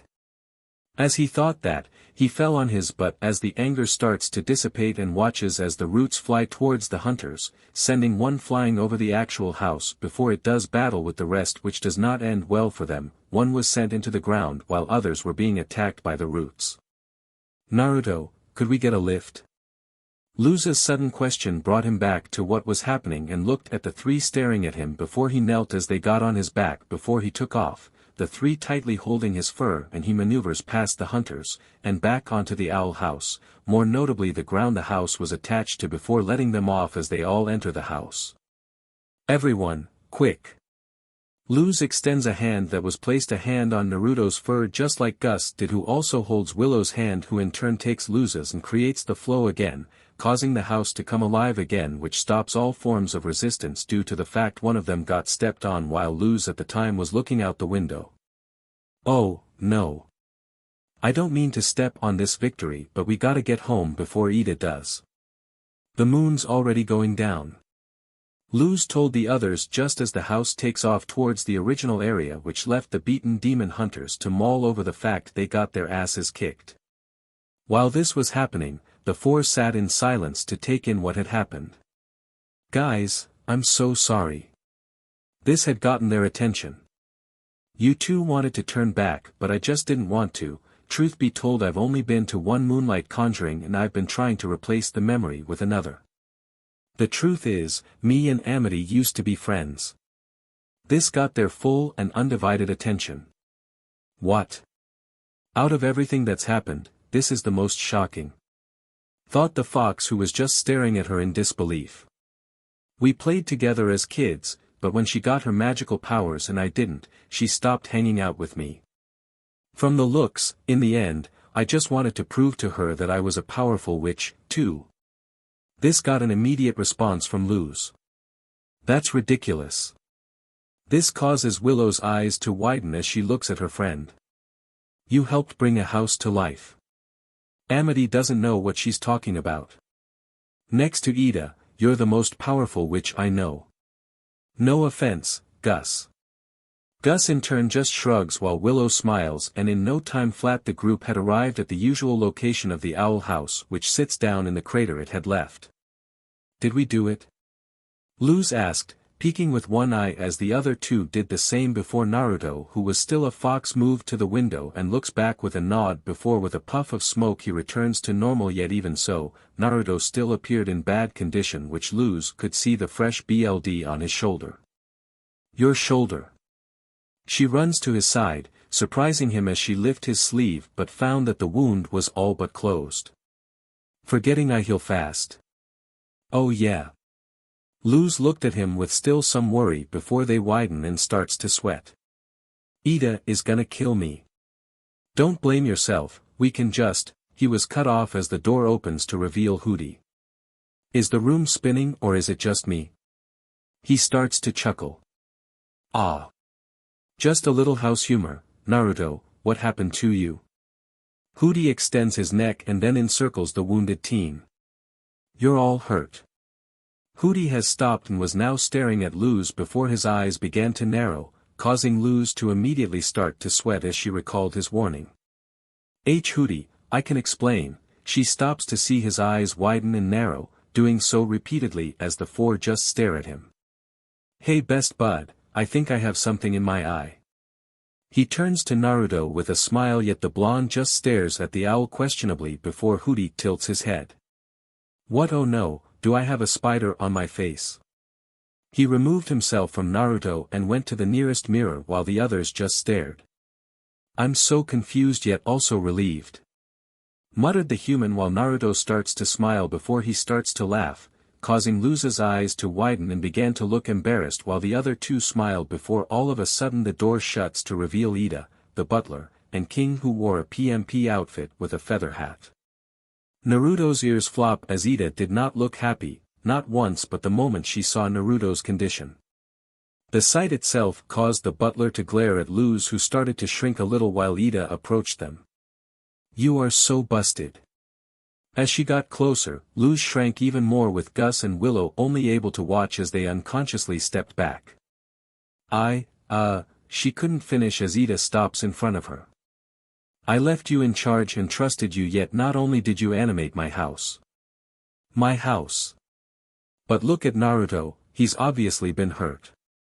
She placed her hands on her hips, causing Luz to look down in shame before suddenly Willow gets in front of her. No. Don't punish Luz. We're the ones who pushed her to do the conjuring, to begin with. As she told her that, Gus got in front of her. If you're gonna eat me, just do it now. Do it now. This seemed to confuse Ida, who now wondered if there was another rumor about her before suddenly Naruto got in front of them. Naruto, we will talk later, but I want you to Ida stopped talking the moment she saw his eyes that were defiant. Don't blame Luz, she didn't know we would be attacked by demon hunters. This caused Ida's eyes to widen at who attacked them while the butler's eye narrowed. But, despite that, I had fun and, I made friends. Those simple words caused Ida's eyes to widen as she saw Willow and Gus smile. Slowly the anger dissipates as she smiles and extends a hand, ruffling his hair. Man, you remind me so much of myself when I was your age, like looking at a spitting image of myself with that defiant attitude. Boot. With a snap of her fingers with a magic circle, she summons various cleaning supplies that land in the kids' arms except Naruto's. You're all guilty, so you'll all be punished by cleaning my house top to bottom while Naruto gets looked at by Mr. Devil T. This caused the four to tilt their heads while the butler was just staring at the back of Ida's head as if wishing it would catch on fire before Ida walks past them, planning on taking a rest, yet she stops and turns to them. And another thing. An audible gulp was heard. That was totally amazing. Should have seen the look on the butler's face. He was just dumbfounded at seeing a house with legs walking around, so I'll be joining you for next year's conjuring. Now get to work. With that last part, the three of them run off and Ida flops onto the couch. I can't believe you guys animated a whole house. King said while twirling his feathered hat with Naruto and the butler approaching her. Yeah. You're right. That takes some powerful magic. As she said it with wonder, Naruto looked down at his own hands in wonder if he had anything to do with it, the sight being noticed by Ida and the butler, but the two said nothing before the blonde looks up. What happened with you guys? Long story short, we dealt with a scammer, who used my weakness against me while dressing King up in some kinda weird outfit. In response, King does a high-class-like walk. Don't be jelly. This got a snort from Ida before the butler spoke. In the end, I decided to play the scammer's game, which was the hex card game. This got a look of surprise from Naruto while Ida crosses her arms. Guy must have been some kinda champion, not even the butler could beat him, yet what he did, oh boy did I laugh. Might be the first thing you've done I've found to be funny. Naruto looked at the butler who poured a cup of tea, but it appears to be hot from the steam. What you do? I merely offered his face a cup of hot tea. He takes a sip of his tea. He was a nuisance and I was done wasting my time. After saying that, his eye widens a little. What's so funny? In response, Naruto just smiles. Nothing, Devil T. Sigh. Ashura, Hecate began. Our paths have crossed only in battle. But today I stand before you seeking an ally. Luz stood next to the couch, having read aloud before giving an audible sigh with a happy smile, while Naruto sat near her with the butler examining the wound on his shoulder he had received from the hunters, but it appears to have all but healed. No scar, yet. The butler looks at his forehead, the noticeable scar was still there from when he fell with Luz and Amity. That may be permanent. He brushed down his hair before standing up and glancing at Luz. Could you not read that here? His words laced with annoyance were evident to Luz from hearing the tone of it, causing her to cross her arms with the book against her chest as if protecting it. You may not like it, but I find this story to be fantastic. The world building, the artwork, the crackling emotions, the convoluted magic system, the smell of the pages. The last part had her actually smelling said book. When she looked up she found the butler to be somewhat disturbed, unlike the royal-blooded blonde who just stared at her like any other day. Luz just laughs, hiding the book behind her while her cheeks turn red out of embarrassment. Keep reading. As they heard that shout, popping out from behind the couch was King, who had been secretly hiding. I've been sucked into your awful fandom. His words got Luz to smile while the butler seemed to be less thrilled at this. Okay. Suddenly, the door swung open. All of a sudden, the front door swung open with a singing hootie. Ding dong. Ding. Hoot. Hoot. In a matter of 2 seconds, they were all looking at Luz now till King, who had been hanging on the back of the couch, had pointed at her. The book has come to life. Burn it. And like that, the butler starts to reach into his jacket till an audible "no" from Naruto causes him to stop with disappointment while Luz goes to the door and finds a basket. They were all now gathered in the kitchen with Luz placing the basket on the table for them all to see. "Ida, you got a package. It looks like a gift basket." This got the owl lady to smile as she puts her hands on her lips.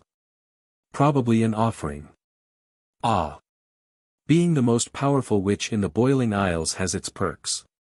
Despite saying that, other ideas were offered. What happens if it's filled with unpaid bills? Perhaps it's a bunch of threats. Maybe it's filled with the tears of your exes. Ida just glared at Naruto, the butler, and King. "Can't I just have one nice moment without you three ruining it for me?" Naruto and King just smile innocently while the butler just looks away, not caring much. King grunts as he gets on the table to pull the blanket off the top of the basket, revealing a snoring baby bat with a humanoid face. Fresh meat," spoke the excited King who was running his paws together, which the butler spoke. "You do know eating children is a crime, punishable by execution." King just goes wide-eyed and swallows. I was joking. I wasn't. Witches eating babies is so 1693. Ida mutters while looking over the sleeping one. "What is this?" As she asked that, the butler's eye narrows as it seemed to glow with it while King grabs a note attached to it. "Take care of my child till morning. This got Naruto's ears to perk up and he turns to the paper. Nope. Babies are awful. Not happening. She stops at seeing Naruto suddenly gets closer to the paper, looking at the other side with wide eyes. "It's from the Bat Queen, it says you'll be rewarded plus you owe her one for what happened last time." This causes Ida's eyes to widen while Luz and the butler just stare in silence while King pulls a few snails of coin out of the basket much to Ida's happiness. "Who's the Bat Queen?" "She's the wealthiest demon on the Boiling Isles, get in with her and you're set for life." She takes the money and crosses her arms. "A few years ago, when I found Naruto, he got lost one day during an acid rainstorm. Turns out the big ol' Bat Queen found him all by himself and brought him back. Haven't seen her once since that day, nor Naruto for that matter." She glances at the perked-up blonde and smiles. "Well, don't you seem excited about seeing her again?" Naruto just smiles happily, which in turn causes Luz to smile at seeing him smiling happily. Our greatest adventure yet. Learning about love and life through a child's eyes. The butler and Ida just give Luz that blank all-telling stare. "Actually, you have to return the books I checked out from the library." This got Naruto, King, and the butler to stare at Ida. "You go to the library? You don't steal them? You can actually read?" Slowly, Ida's eye starts to twitch, and with an open hand, her staff flew into it before glaring at the three who shuts up before Ida, with a twirl of her finger creates a magic circle where books fall out in a stack, into Luz's hands, which she starts walking towards the door while Ida leans down to Naruto's ear. "I don't want her getting a cut of the loot." This got a blank stare from Naruto at what she pulled while King just gives a thumbs up. "Now, let's take a look at this little darling." The moment she takes the blanket off, the baby bat awakens and screeches, loudly. So loud that the blonde immediately starts twitching and grabs his fox ears in pain while the butler just stares in surprise at how loud it was. On second thought, maybe we could use your. She stops at seeing Naruto was gone and looks up to see the door already open with Hooty shouting "Run Forest run." Before noticing Luz was already halfway out the door now. "Well, we better get to the library. Got to go. Bye." The door closes behind her while Baby Bat continues screeching. "We got this, right?" She looks at the butler, only to find a coat rack with a sticky note that had a stick man figure smile on it with the word "butler" in it. Son of a, Ida couldn't finish after the baby bat flies out of the basket and into Ida's face, causing her to stumble backward. Naruto was walking next to Luz, picking at his fox's ear that stuck out of his head that was still dealing with the high-pitched sound while Luz was struggling to walk with her load of books. You could hear. Luz trips as she drops the books and starts to fall only to find herself being held in place while the books were being balanced on a foot. Between the two was the butler who held Luz while balancing all the books on his right foot like a football player. Thank you. Do not thank me, human, I am merely preventing the damage of knowledge. He lifts his foot to take all the books in one hand with ease, the sight gaining a sigh from Naruto while Luz just frowns before they watched a small demon girl walking by was a book twice her size and hang yet having no trouble at all. This sight just surprises Luz yet watched the butler and Naruto continuing to the library which she follows and stops at the large building much to her amazement. Whoa! Mutters the human girl who was staring at it across the street. Before hurrying after the others towards the building that they then enter, finding rows upon rows of books and even more piles of them glowing as they were floating in the air seconds later the ones in the butler's hand was carried towards the front desk and through a red circle. Late. Beeps. Late. Beeps. The last book he grabs and wipes something off of it while the three stop at the desk. Coffee, grass, and bloodstains. These are Ida's, aren't they? He eyes the three, especially Naruto who offered a weak smile that didn't help the situation before Luz sticks out in front of him. Ha! That was a crazy night. With an audible sigh, he takes out a clipboard. I'll put them on her tab. With a wave of his finger, he puts down the clipboard and has a magic scroll appear, the words Ida's tab written on the back of it. By the way, we're closing early for the wailing star meteor shower. This seems to have caused the butler's eye to widen, something that Naruto had noticed yet said nothing about as the librarian gestures to a framed picture of the wailing star. Ooh! What's that? Her curious question was met with a rude reply of, "You're in a library. Read a book." Gaining another frown from the girl while the tab scroll rolls up and disappears. Welp, time to read. With that said, she runs off with the librarian making an shoo sound, leaving Naruto standing there before he turns to see the butler walking away with a bothered expression yet in the end follows after Luz who had made her way with some mischief making such as standing on a balcony above and her sing onto one of the dozens of books flying around, being carried off with a small shout while the readers shoot her, not at all caring for the dangerous act. In the end, Naruto was walking with Luz who now wore 2 yellow tags, signifying one more and she was kicked out for the week. And they say I'm a troublemaker. Thought the blonde who was walking with the happy girl. This place is amazing. I'm surprised the librarian didn't ban you after you fell on top of him from the floating books. It was at this time the two heard an all too familiar voice. What do you think you're doing? Immediately, the human gasps as she poses. I've been caught. Pretend to be a book. Naruto just stares at her before looking up at the obvious bookshelf she could hide behind. Luz. Yeah, I just realized how stupid this makes me look. Their exchange ended the moment they heard kids giggling and they walk forward to find a sight of Amity reading to a bunch of children, appearing to be from the same school as her. We're your friends and we want to help, said the tin boy with a yelp. Otabin smiled and paced the floor. I've never had real friends before. The sight just surprises Luz at the scene. Amity reading to kids. Luz gets a closer look and sneaks into the kids' corner as Amity reads while Naruto looks back, wondering what was happening to the butler. Then will be your first, the chicken witch clucked. Otabin couldn't believe his luck. So, bookmaker Otabin surrounded by friends, bound a book of friendship and that's the end. She closes the book much to the joy of the kids who applaud. Amity seems so nice and smiley. She did bake that fairy pie, which Hootie ate. It was at this point she had a realization and gasped, hand to her mouth before turning to Naruto. Maybe I can befriend her like Azura befriended her rival. This got the blonde to look at her. What's your plan? To talk to her.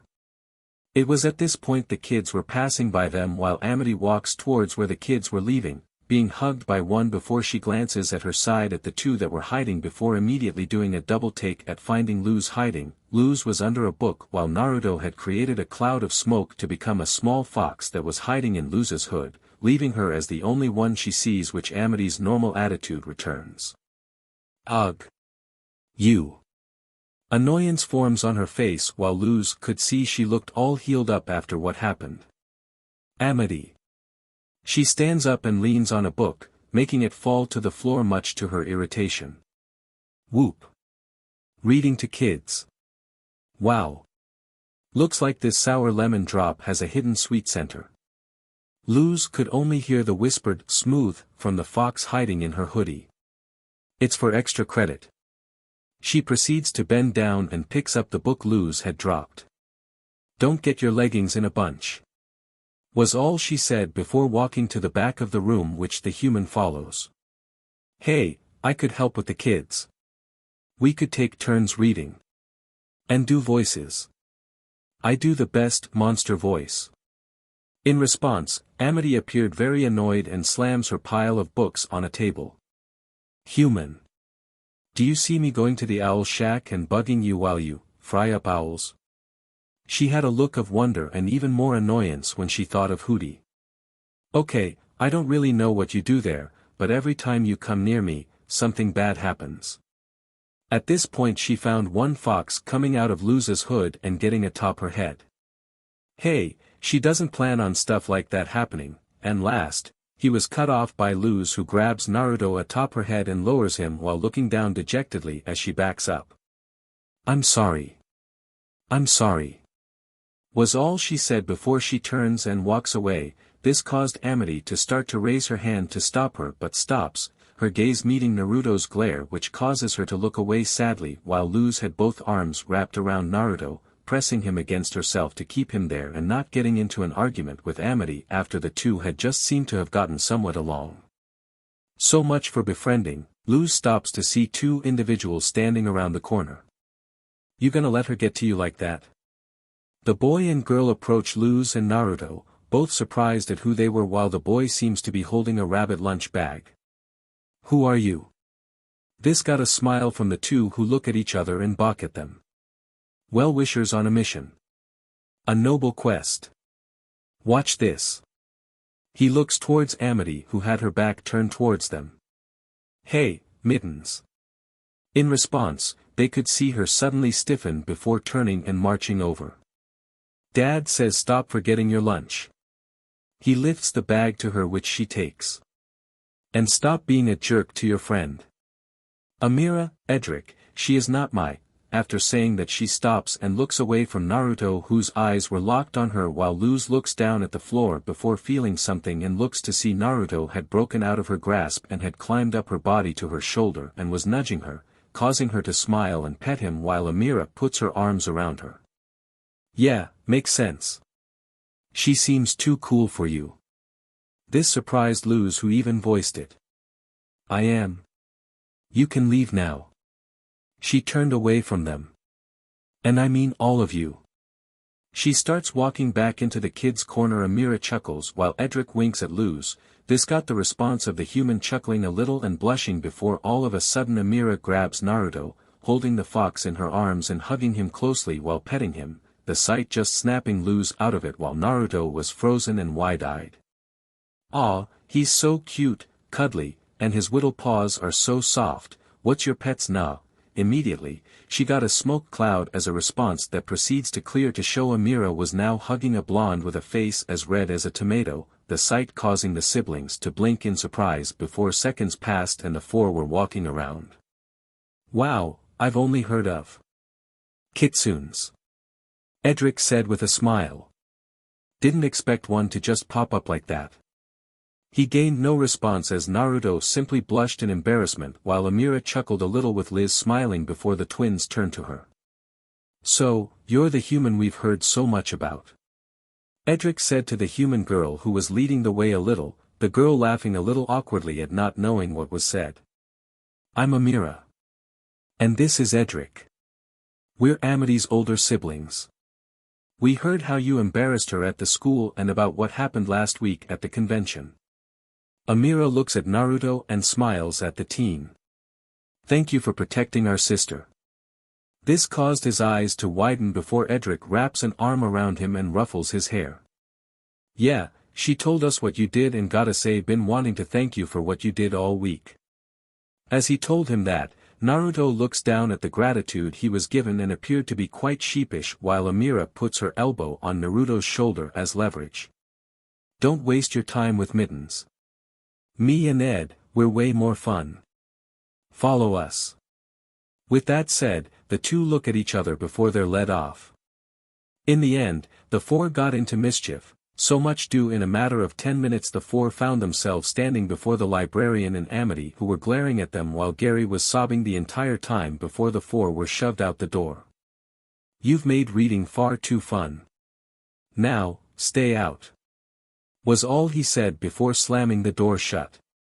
In a matter of seconds, the four were laughing as Amira punches Luz's shoulder. Amity's even madder at me now. I didn't think that was possible. She looked bothered by that while Naruto was staring at her in silence before he and Luz had Edric wrap an arm around the necks to pull them in. No, when Mittens gets mad, she looks like this. He proceeds to inhale sharply, grunting as his face turns red before suddenly he falls forward, bringing the two down with him as he lay on them. Did he just pass out? He really went all the way with that example. Not again, Ed. With that said, she bends down and helps her brother up while he has regained consciousness, at the same time Naruto was helping Luz stand up. I did it again, didn't I? You sure did. The two then look at Naruto and Luz with smiles. You two are pretty fun. With a nod at each other, they look at them with Amira leaning down to the two. So, hey, we're coming back tonight. There's a certain book we forgot to check out. Naruto puts on a blank expression, recalling the exact same thing a couple of years ago when Ida forgot to pick up some books. And bonus, rumor has it the Wailing Star's supposed to unlock some rare magical event. You in, friends? This got a surprised look from Naruto, or hearing about this before glancing at Luz who smiles. Sure. Great. Meet back here at midnight. See you, Naruto and Luz. With that said, the twins walk off down the steps while Luz waves to them. Bye. She shouted before turning to Naruto with a big smile. This is great. Naruto, this is the first step to befriending Amity, and that's befriending her siblings. With a squeal, she suddenly grabs Naruto's hand, something that got his ears to suddenly perk as he was pulled along, not noticing from the window was the butler who watched the entire thing before glancing down at one Amity who saw the whole thing. He turns away, his gaze on a ragged book he held in hand with a single number seen on it, 6. The two enter the owl house, Luz starting to speak before being elbowed by Naruto who points which she follows to find Ida holding the bat baby in her arms. It appears to be asleep while King had pillows tied to his head. Ah, Ida, you look so motherly. This got a glare from the lady. Say that again and I steal your tongue. This got a smile from Luz until she saw Naruto's mouth was glued shut, this sight giving her the only answer she needed, and dare not say it again as they approached them. Ah. It's such a cute little baby. She proceeds to repeatedly poke the baby bat, resulting in the worst-case scenario of it not only waking up but barfs out smaller versions of itself, as does that version before they all take off screeching. Luz. Naruto shouts as he covers his ears and runs out the door in a hurry. Sorry. Luz shouts as then dodges a flamethrower, courtesy of the baby bat that set the couch ablaze. At this time Liz ran towards the door, putting on her messenger bag. Parenting sure looks rewarding. Enjoy your life lessons. Bye. She slams it shut and saw Naruto a little ways away, hiding behind a bush and glaring at Luz who scratches the back of her head sheepishly. Sorry Naruto didn't expect that to happen but I couldn't resist. Ida's vengeance will be swift and humiliating. The sound that could be heard was a swallow and a very enthusiastic oh. You should take the time to think of some apology before she exacted. In response, he gets a swallow which he smiles. The two stood in front of the library near midnight, the crickets were chirping and Naruto was watching Luz pacing next to a pillar, back and forth. Gotta be cool. She stops next to him and rests her arm on the pillar. Cool. She looks at her friend who just shakes his head and she facepalms before doing another lean pose, one foot against the pillar and head dipped back. Cool. With another shake of the head, she grunts and kneels while throwing a peace sign, but all she got was a flash from Naruto who had a scroll in hand, saving the photo, which causes her to groan and drop her head. Keep going, it's like a comedy act. The familiar voice got Luz to look up as she stands and starts to fall before being stopped by Naruto, who grabbed her hand and pulls her up, the two turning to see they had arrived. This is fun to watch. Amira was leaning against the pillar next to her brother. Wait, Naruto, didn't you hear or smell? Her eyes widened when she saw the blonde was smiling in a way that caused her eyes to narrow, seeing as he got her back before Edric stepped forward. You ready to bring this whole, whatever you're doing, inside? His question got an embarrassed laugh from the girl, who stood up immediately and nods before the four approached the main door, which was locked by a massive keyhole. It says no trespassing, but I'm allergic to the rules. Edric proceeds to pull out a piece of paper and hands it to his sister. And dairy. This got a hurtful expression from the guy. Wow, okay. Just expose me. You don't see me telling them your biggest fear is that monster from. She immediately silenced him with an elbow at his side. Ow. She gave him a half glare while moving the paper towards the lock on the door, which causes the paper to crumble. Wow. Luz was engrossed in what she was seeing as the lock grows until it was large enough for them to walk through. Come on. Edric said while Amira was the first to enter, followed by himself then the other two, as the lock returned to normal size with the group now in the library. Standing in a dimly lit lobby. You guys know how to party. Luz's comment was ignored mostly as the twins saw what they wanted to see as Edric pointed at the window. There. The wailing star. They all look at the stained window glass that took the form of a child with a cloak standing before 9 beasts. Behind it, they saw a light green comment in view as the whole building was lit up. Whoa. While Luz was focused on the meteor, Naruto was staring at the picture on the window. The 9 lords. He stops and stares at the fox. Is that my? Naruto just stays silent while Luz was looking at him before she looks away, yet their attention was on the twins who were looking around, as of expecting something to happen. Several seconds later the books slowly begin glowing green, something that caught Luz's attention. Wait. She walks towards the books and grabs a random book. The books are all glowy. She proceeds to open it and almost immediately, something screeches from it, which birds in the book come to life and out of the very pages they originate from, along with the words that are absorbed into it, giving it a personality of what was written about it. The 4 watch as they fly around the lobby. Wow. Amira smiles while Edric smirks, getting a devious idea to prank his sister. So it gives what is written form. Naruto's question was laced with confusion before Luz closes the book, which in turn causes the birds to disappear. In that instant, they all share a look and then grins form on their faces, with Naruto being the first to approach a line of books, taking a specific one which Luz approaches and her eyes widen at the title. They have Frosty the Snowman in the Boiling Isles. While voicing her surprise, she couldn't help but smile as it brought back happy memories right as Naruto opened it, which in turns a large snowman appears wearing a top hat and a wooden pipe in his mouth. Happy birthday. He was immediately silenced as Edric had swiped his hat, reducing the animated snowman to an unanimated one. Ooh, I like the hat. The twin said while putting it atop his head with a smile before he realized Naruto and Luz were just staring at him like he just killed their childhood. What? Ed, you idiot. What? As he asked that, Naruto closed the book, which caused the snowman and hat to disappear, much to the disappointment of the twin.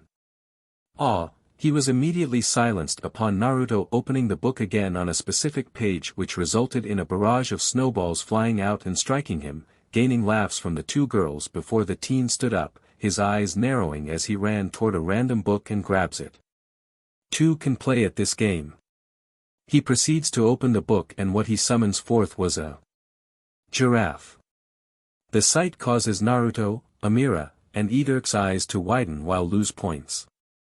"Oh, it's a..." She was silenced and horrified upon its face changing as it opens its mouth up to reveal multiple smaller mouths, extra eyes mounted on stalks, and mandible-like appendages while screeching, scaring them all. "Close it, close it." They shout as the twin did just as that and cause it to disappear, leaving the four in silence. "I'm gonna ignore what just happened." Luz mutters, her childhood becoming darker upon recalling up she was given food to feed a giraffe while Edric places a hand on his chin and smirks. "Wanna see a book real quick, be right back." With that said, he suddenly dashed off in a hurry, which confused the three, yet Amira's eyes just narrow suspiciously before all of a sudden there was a flash of light and turns at the sight of Luz appearing as some comic book hero. Sweet, she had started losing her balance when Naruto grabbed her hand to stop her until he too was pulled, both falling, which caused Amira to laugh a little, yet glancing at where her brother disappeared off too. "Oh, this is gonna be one titan of a prank," mutters the twin, looking at a specific colored comic book that originated from the human world. "She's gonna freak," he stops upon hearing a nearby voice. "Hey Ed, where are you?" This caused his eyes to widen and looks down the hallway of books where he could hear footsteps approaching before turning back to the book, with a smile and a shake of the head he puts the book back. "Coming, just wanted to check something out," he called while making his way back, not noticing the fact the book wasn't pushed in as well as being slightly open because of it. Two sharp metal objects stick out of the book, against the other books, and forces it out of the shelf and onto the floor. Slowly the open book began to make a low sound of a baby crying, followed by darkness oozing out of the book. So alright folks, that's all for today. Stay tuned for part 3.